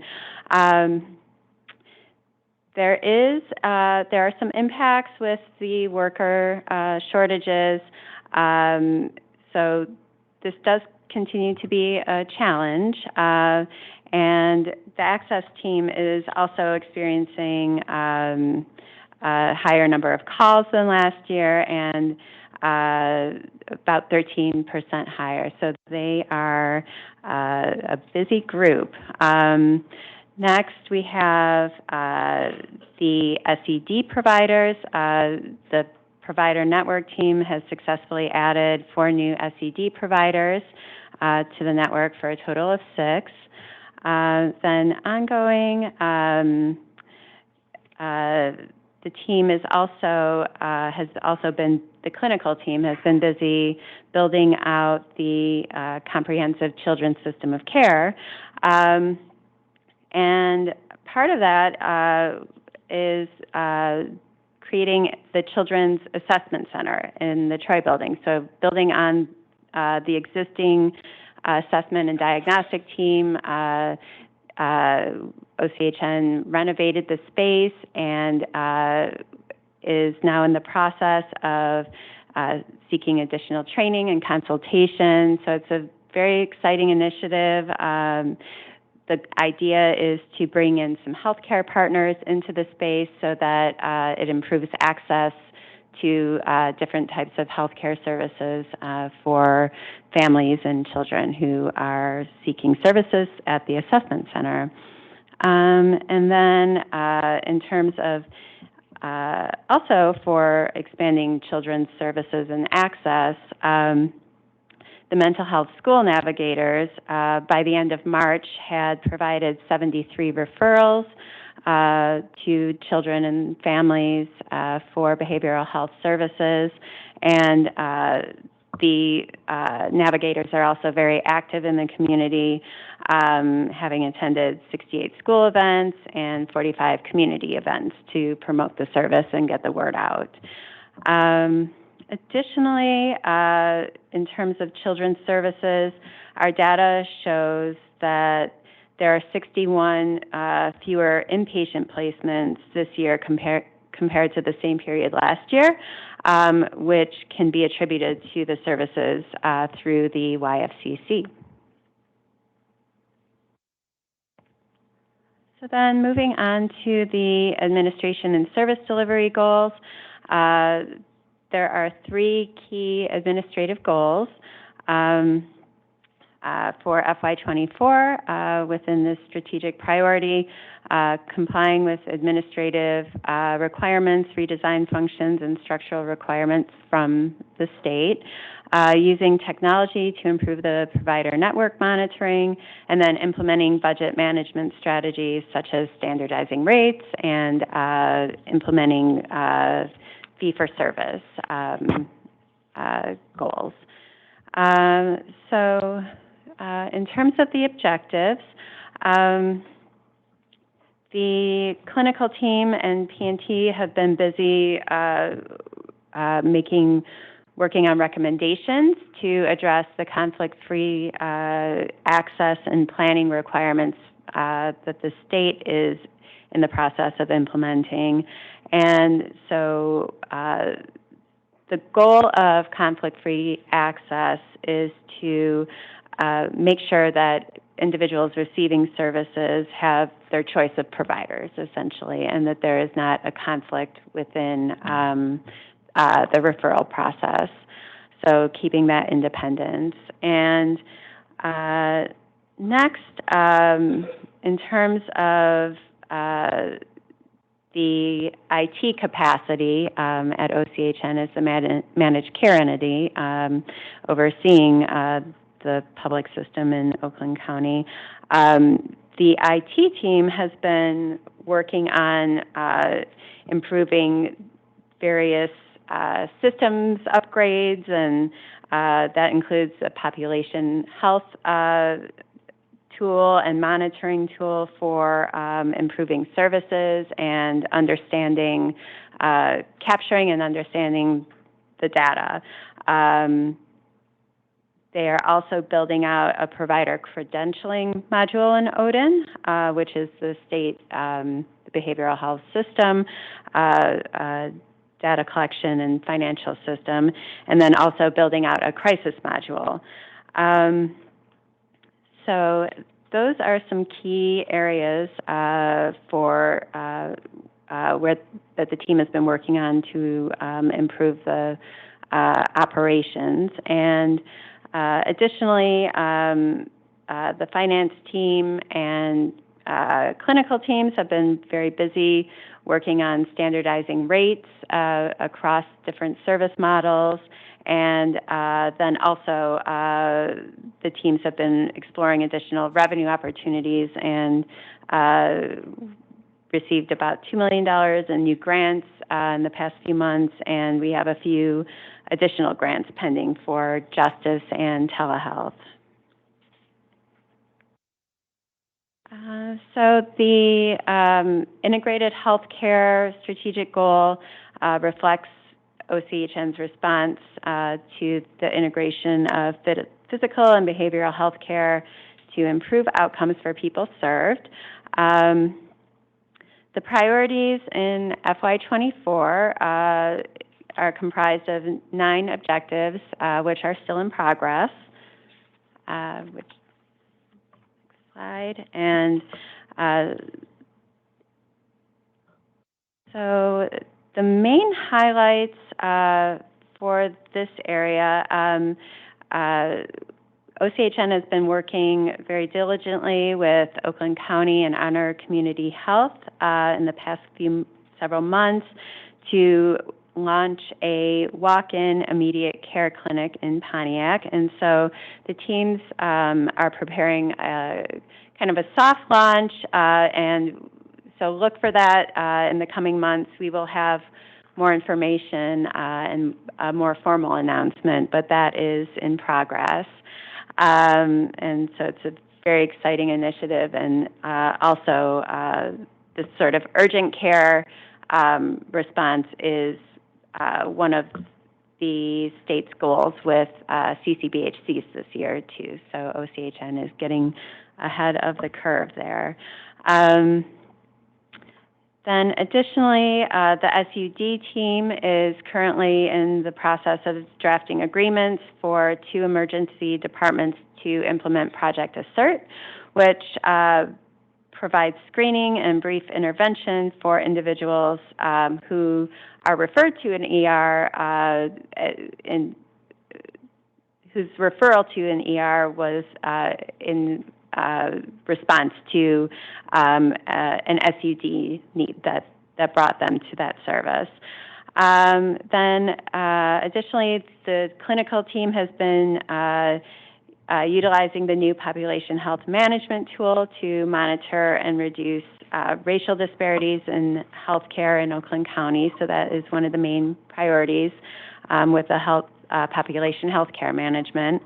And then finally, under Dr. Pozios, OCHN celebrated the launch of the behavioral threat assessment management team with the Oakland County Sheriff's Office and the Oakland County Emergency Management Department. And so this initiative is to identify people who are on the pathway to violence and divert them from that pathway with the goal of preventing mass violence in Oakland County. And then finally, the final goal or strategic area is the partnerships, advocacy, and outreach area. And the community outreach and strength of local partnerships are really at the foundation of OCHN's work. So that is a very key component. The objectives are still in progress at the end of March, and halfway through FY24. We're excited about the projects to strengthen the public system. OCHN is maintaining a strong presence in the community and participating in at least 4 community events a month, maintaining a strong social media presence.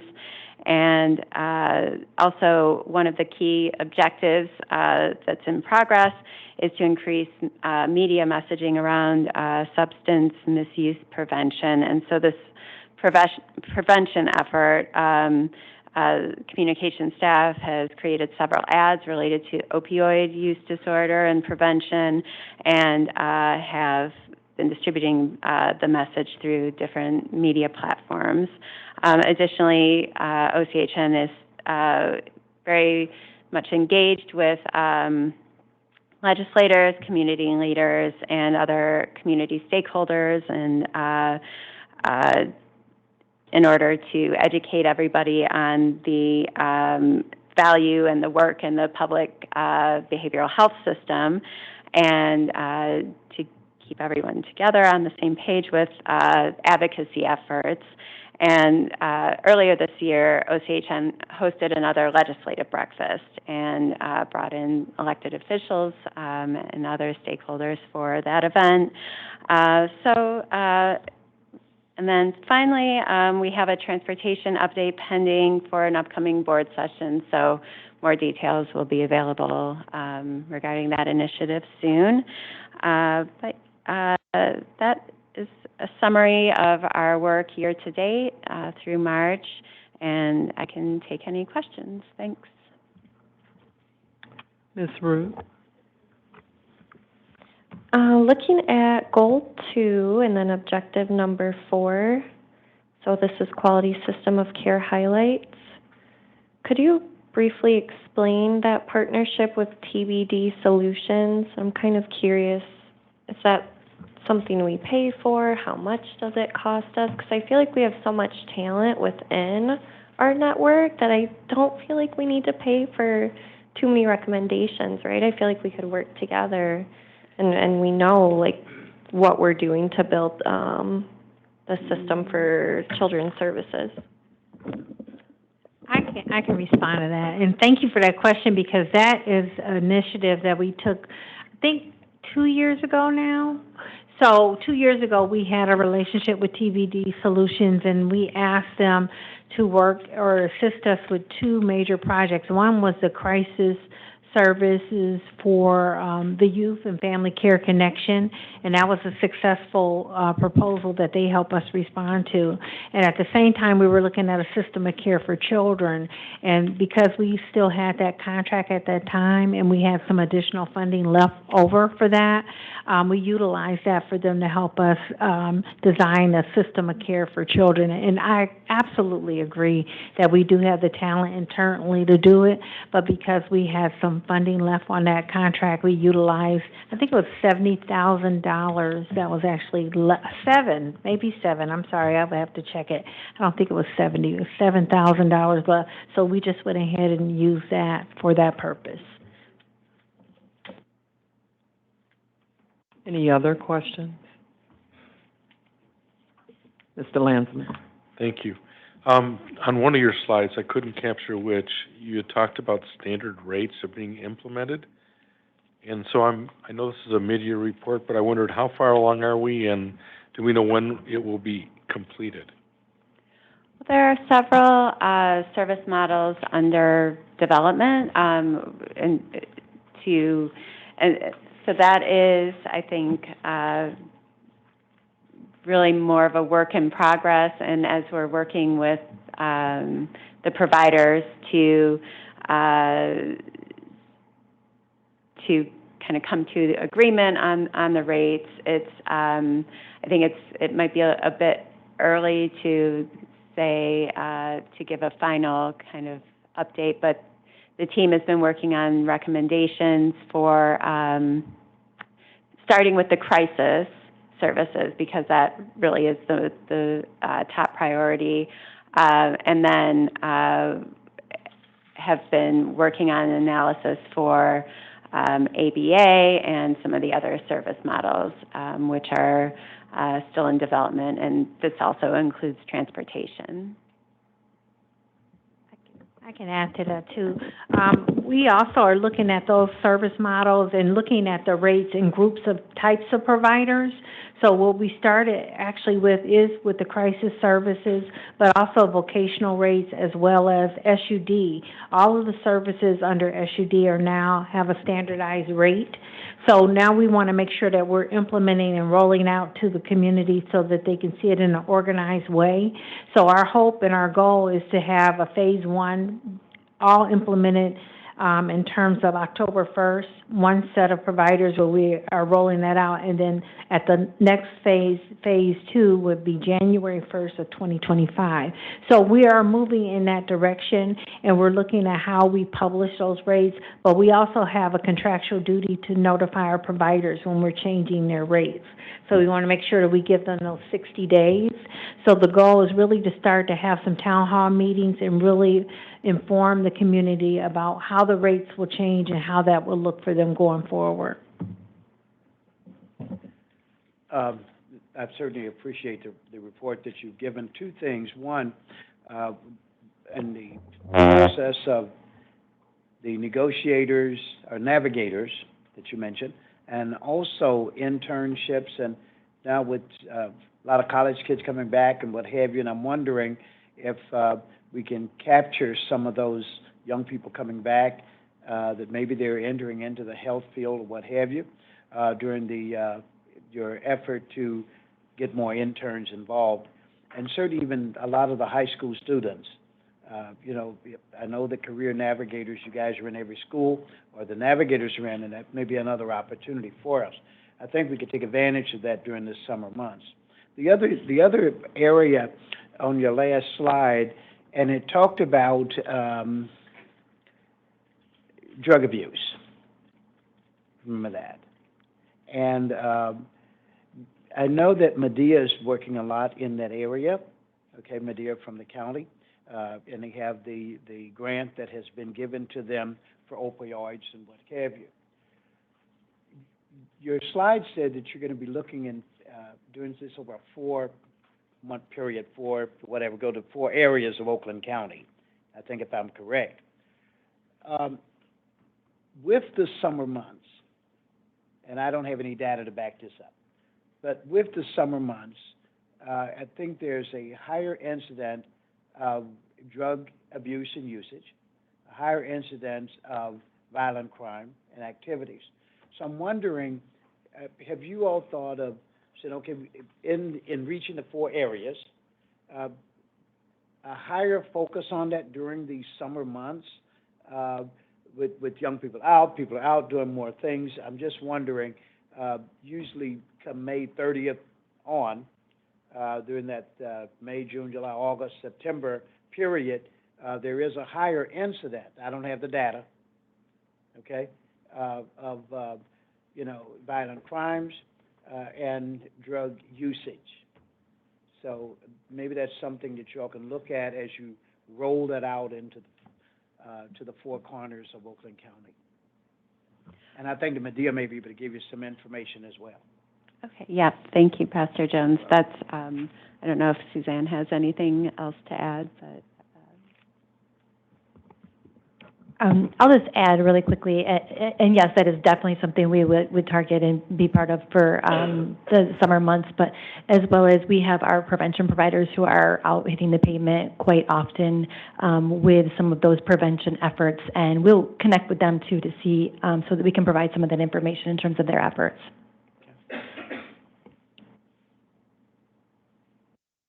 I did have one question related to the acronym as CERT. Can you tell me exactly what it stands for? It is Megan Online. I don't have that written down, Okay, I know it was unfortunately. I'm related to sorry. substance abuse, but, It is, yeah, yeah. curious minds Yes, want to know. hello, good evening. Good evening, everybody. Project Assert, it is Project Alcohol and Substance Use Services, Education, and Referral to Treatment.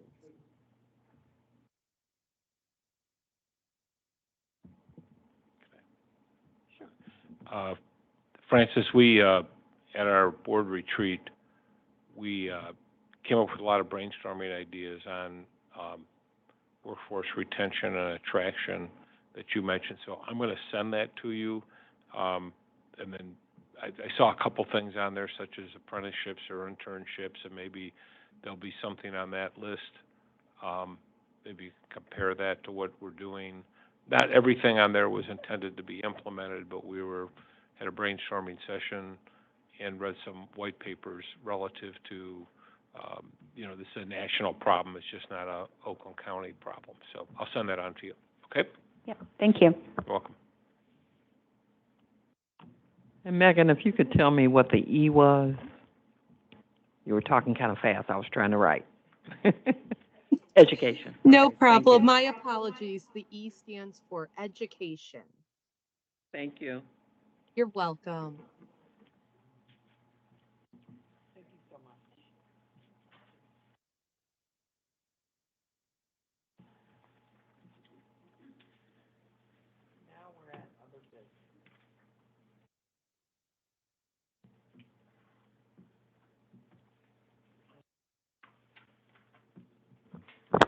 Hello again.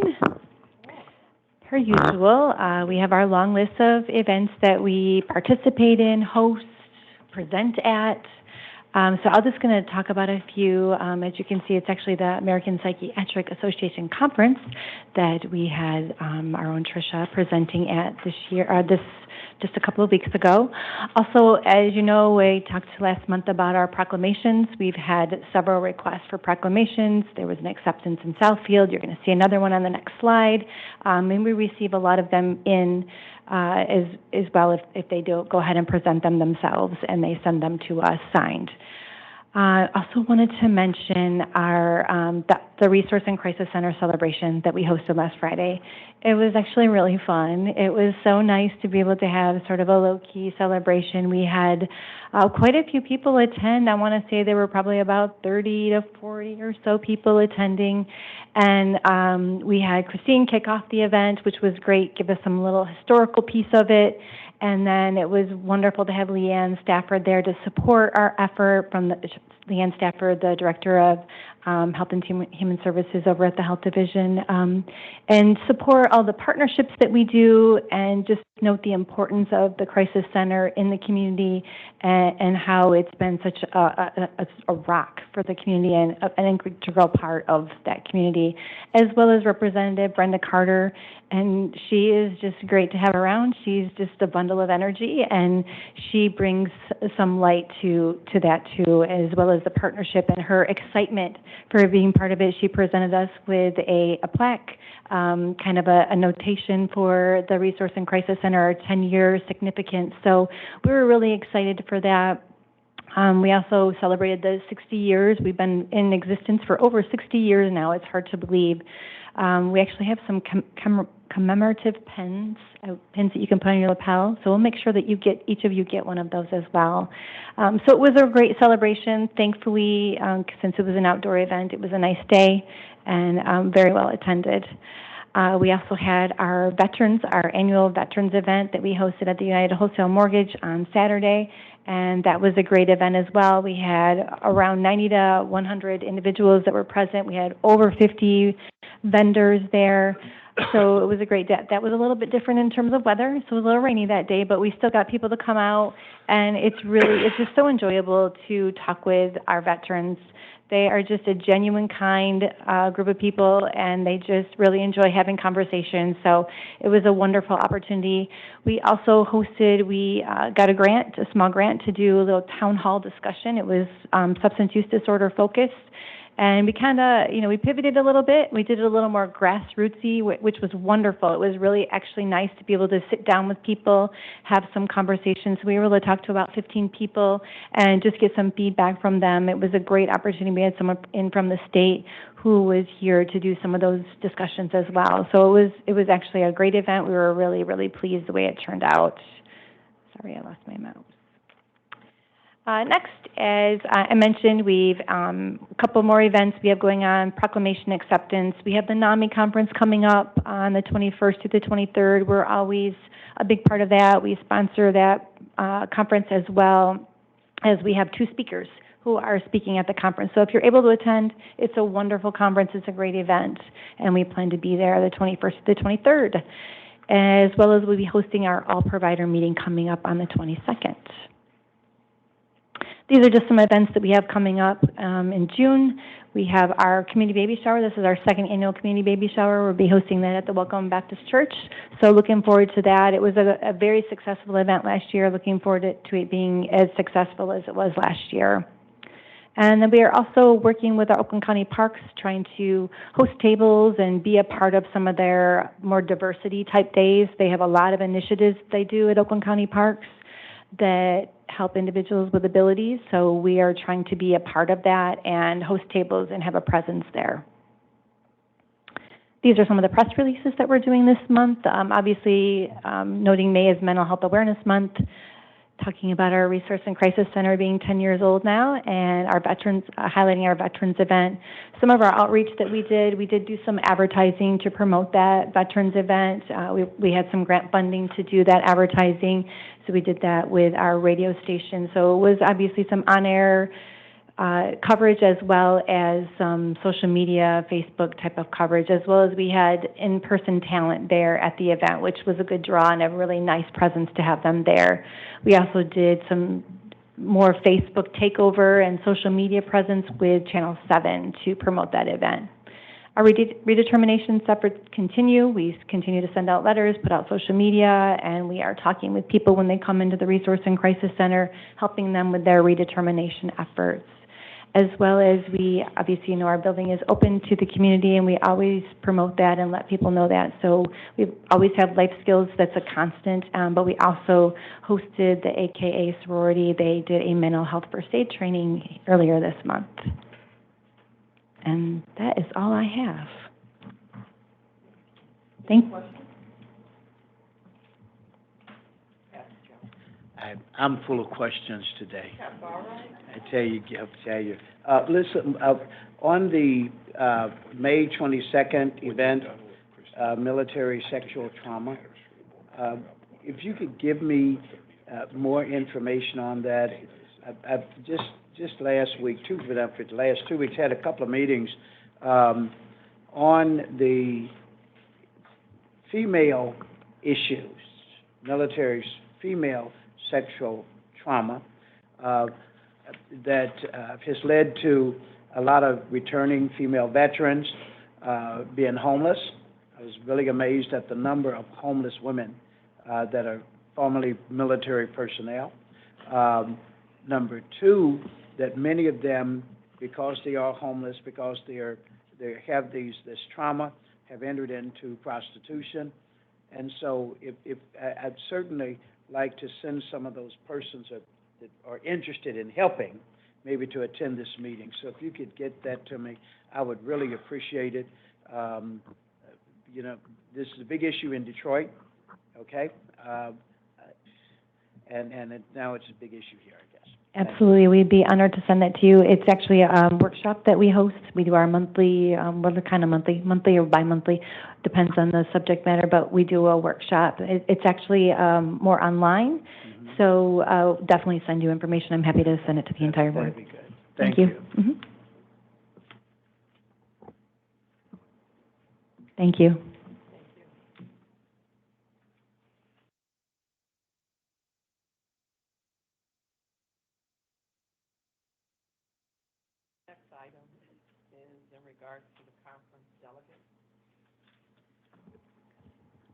Sheila had this one on here. I think we just need to identify the CMHA delegates for the upcoming June CMHA conference.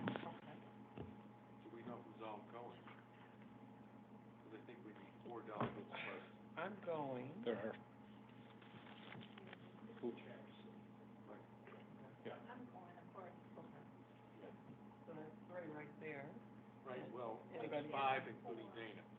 Four board members. Yeah, there's 4 board members. Who else is attending? I heard Woodruff. Ms. Newman, okay. And you're, okay.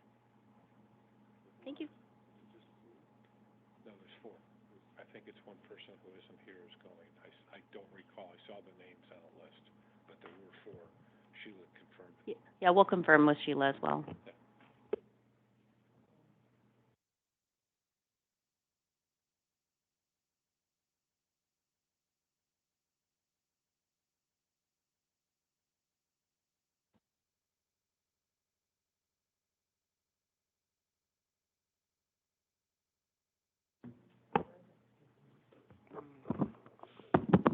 Because of the meetings with the board of directors for CMHAM, I asked Sheila to book me early and come in Sunday instead of Monday. And she said she was going to book everybody that way. So I just wanted to say, if you're not planning to go up on that Sunday, that you should let Sheila know. Okay. Right.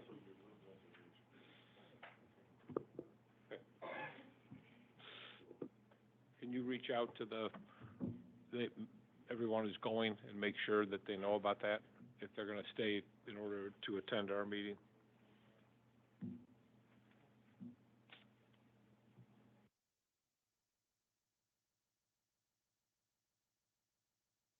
Next on the agenda is advocacy updates by Chief of Staff Christine Burke.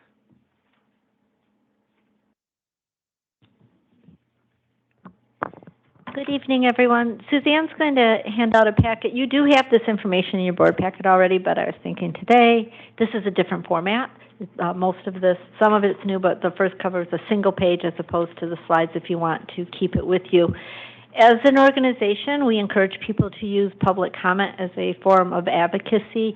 That advocacy doesn't stop in this room, right? People come to talk to you as board members, but they also talk to our legislators and other community members. And those conversations can lead to Dana and I or other members of leadership being asked to meet with legislators and give them an update.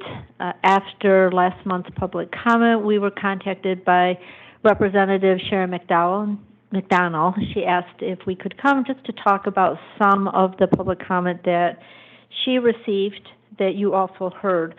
I will say that as Dana and I talked about this, we really looked at the situation as being resolution and solution focused, being accountable and transparent, and then also providing clarification where needed. The conversation with the legislator really focused in these 3 priority areas. So I thought there was some other dialogue that went on. We met quite a while, but I thought these 3 areas were probably the most high level of importance to her. The first being the direct care wages, which we have heard a lot about. Interesting in our conversation with her, she did understand that during the pandemic or public health emergency that we had distributed retention payments, we had given bonuses to staff, to our DCWs, and that in January, from January when Medicaid eligibility was higher, that we had extended the $1 and it concluded in September, started on October 1st. One of her areas of concerns for us was really in the communication factor of it. What she had been told is that the communication was delayed, and so that was having some complications with budgets.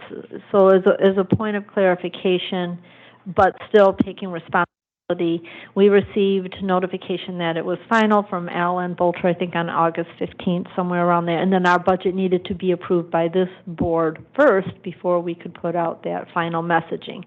That being said, we did talk to her about our commitment to improve communication in those areas, and in terms of Trish and I and some other people are looking into how do we create pathways of communications with our provider network where we can maintain those relationships that are necessary, but then also prioritize those important requests.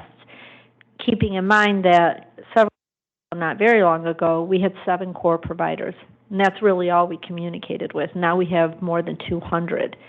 So we're looking at creating a system and pathways where if it is an increase in funding, if it's a rate change, if it's something that is of significant importance that may impact the budget or operations, that there will be a more formal process, but also encourage those personal relationships between our staff and our providers, which is really important, to pick up a phone and call, which they do for all of us. So we are looking to improve that. The second area, are there any questions before I move to her second? Yep. Thank you. So I think it's all great, right? We've been talking about simplifying and clarifying, but I just want to ask, so MDHHS approved, right, 85-cent increase to the pay for DCWs and then an additional 15 cents. We were willingly, because we had the funding ahead of time, we're paying an extra $1, but that $1 ended, right? So this 85 cents and 15 cents, are we paying that? Yes. Okay. Yeah, absolutely. In some ways, the conversations, and I understand with great respect the sensitivity of the conversation. We respect our DSPs. We really feel like during those times with the public health emergency, we were stepping above. We pay the max rate required by MDS is $4.05. I think we pay $2 more than that. So we, as a county, are already exceeding what we are required to pay for our DSPs, if that's helpful. The other conversation she brought up with after public comment, she also met with Easter Seals Mork and with the ARC and really had some clarifying questions for us. And again, for us, this is not a looking to see, is there blame, is there wrong? This is us looking at to make sure the information's being vetted. If there is a challenge somewhere, to identify it so that we can respond to it. She asked some language or some questioning about referencing the 20 years experience that was brought to her attention. And I think in her mind, or what we were talking about, administration. But there are so many of us in leadership that have been here for 15 plus years. We have a lot of historical knowledge. So one of her questions to us was, has there ever been a situation, this was the first time in 20 years, where maybe there was any discrepancy? And our legislative consultant was with us, and we both said, there have been times in history where there have been different challenges, and I'm looking at Jonathan and Makaya and Adam, where we were switching to Healthy Michigan, where rebasing was going on, where we could easily have 140 people in our conference room and 140 people in the parking lots.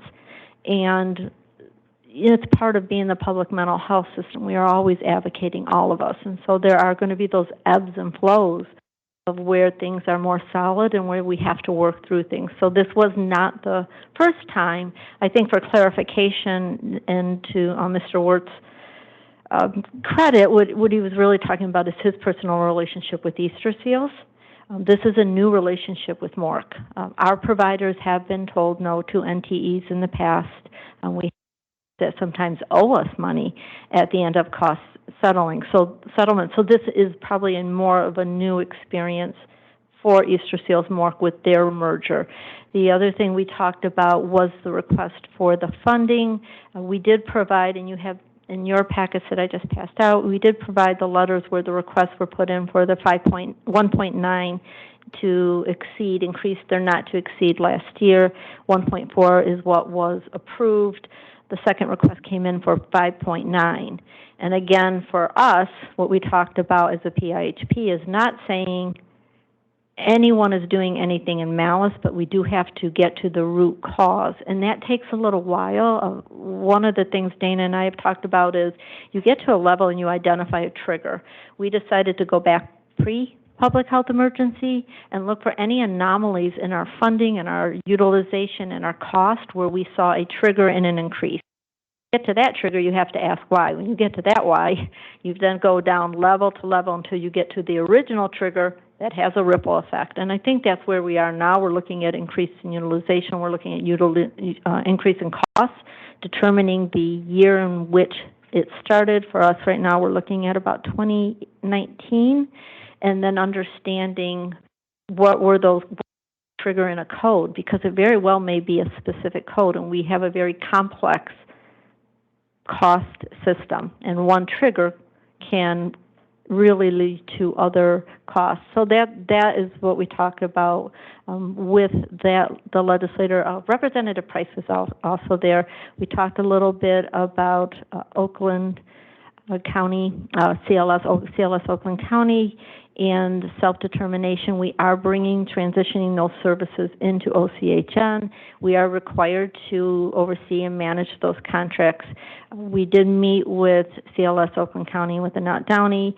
They already went through this transition with Detroit Wayne, and so we're hoping to get some guidance to them on which of those responsibilities will remain with us as a PHP, and then which will remain under their purview according to those requirements.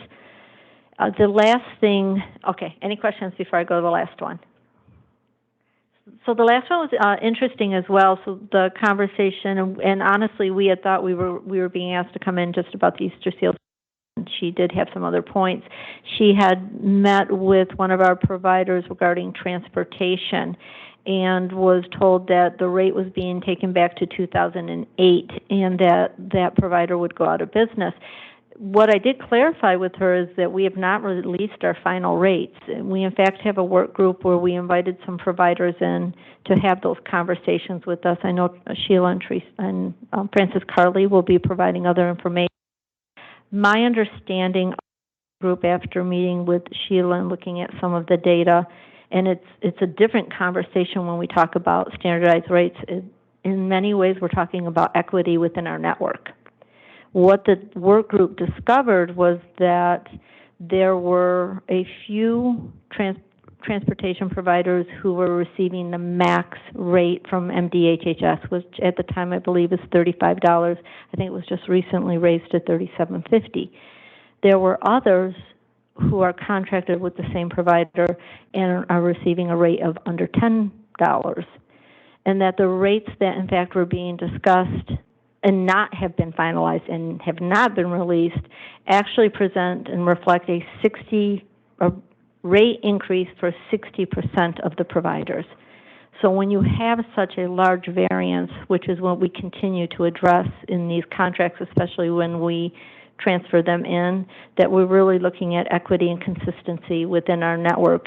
And she did understand that, and so we left that conversation there with her. We did provide her our audited financials because we wanted to be transparent, and we talked about our willingness to be accountable and responsible and to communicate, improve our communication. We do know there was a lapse with the communication, and that is what we're working to improve. Any questions? No.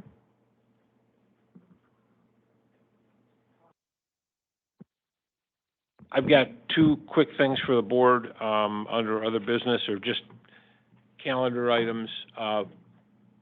We, as you remember, in Dana's contract, there's a mid-year review. That will be next at the end of the board meeting. And that typically is, Dana has put a request in writing for a closed session. So we will do that at the end of the regular meeting agenda and have that review, mid-year review. And then I believe, Dana, you are going to provide some kind of report to the board in conjunction with that. Second thing is just for calendaring, for our study session, normally that would have been the same week as our board meeting next week, so we moved it when we had our meeting last week of the executive committee, and we're going to do it on May 30th, which is a Thursday, and we do have several agenda items on that for that particular meeting. So I wanted everybody to know that because it isn't on our list of meetings. I think Sheila was going to update that this week. So, okay, thank you very much.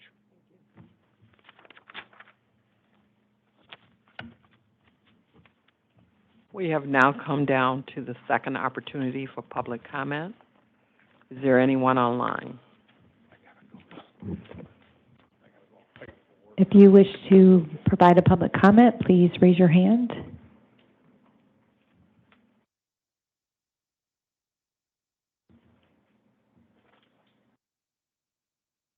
Ned Downey. Annette, I see you. Go ahead and speak. I just want to acknowledge the transparency and the openness of the information that was shared during this meeting. I appreciate it, and I know this is not easy, but what I see OCH doing is taking the concerns head on and being transparent and where everything is. So it's noted and appreciated. Thank you.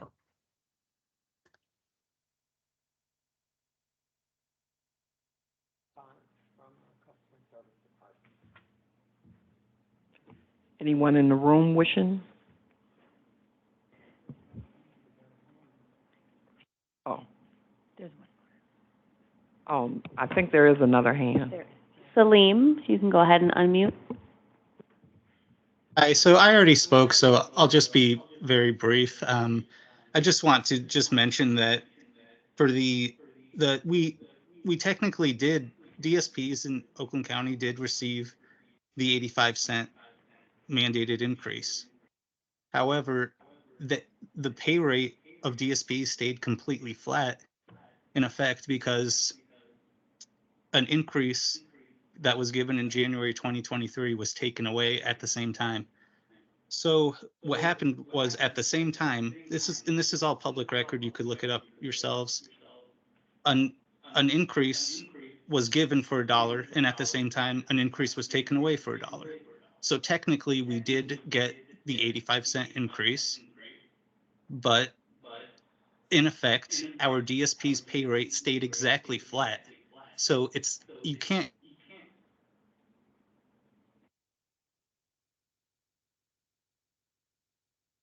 Did we get disconnected?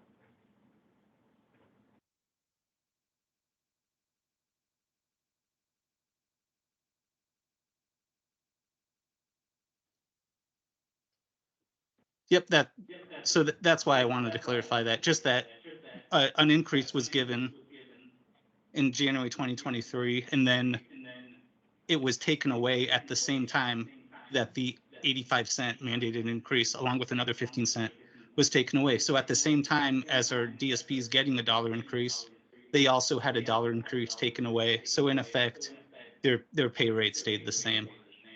And so it's not actually like they saw a reflection in that in their paychecks. And that's what really matters. Did they get an increase in their pay rate or not? And the answer is no, they didn't. And this is all public record. Please feel free to look it up yourselves. Thank you. That's all. Thank you.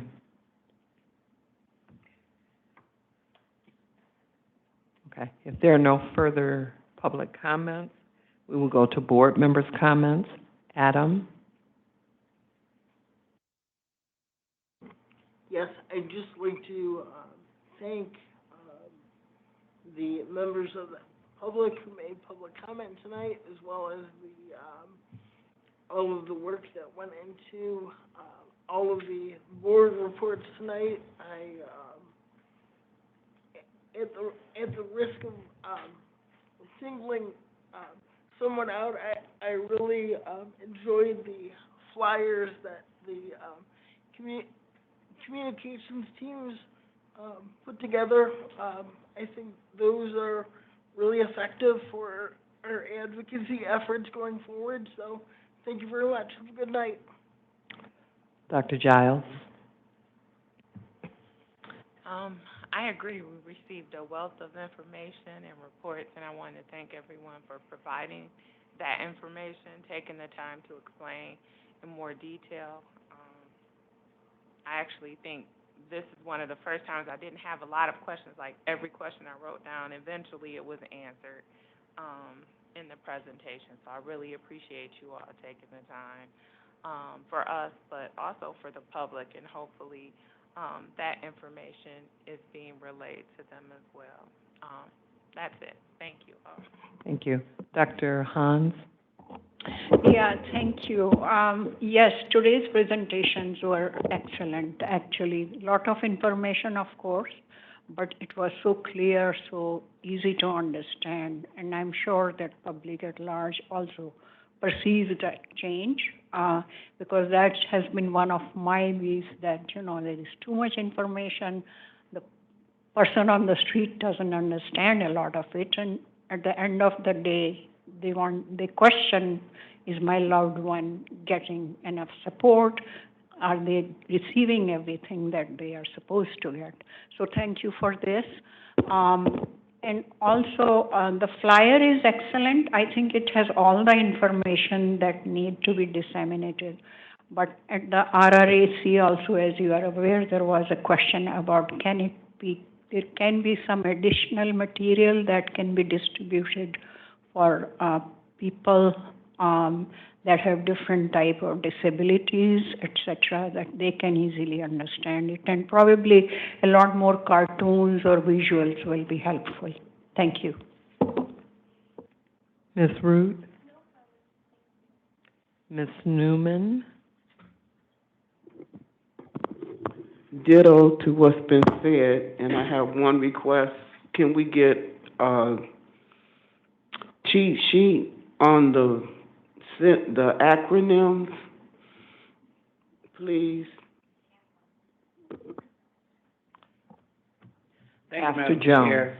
Thank you, Madam Chair. And I wrote something down, and I'll probably end up repeating it at the next meeting since some of our board members are not here.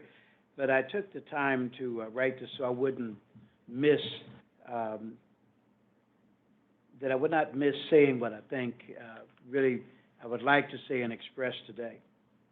So I wrote, I want to express my gratitude and encouragement to our leadership team at all levels, all of our levels. We got great information today that really helped us to work our way through some of the issues. But I wanted to thank the leadership team from, that's the director, our CEO, all the way down to our second and third level leaders, and for the support of the staff for all that they do. Their tireless efforts to find, create, and deal with the lack of funds and funding while working to sustain a high level of quality and support to the agencies and operations we contract with, and for the united positive attitude and input of this dedicated board as we work together in unity to find positive solutions, encouragement, and opportunity to grow stronger. Personally, I am proud to work, share, learn, and be a part of each of you. And I thank you so very, very much for the opportunity. Thank you, Madam Chair. And with your permission, I will read this again at our next meeting. Absolutely, and after that, I cannot follow him. Thank you for all that you do on behalf of the consumers that we serve. We stand adjourned.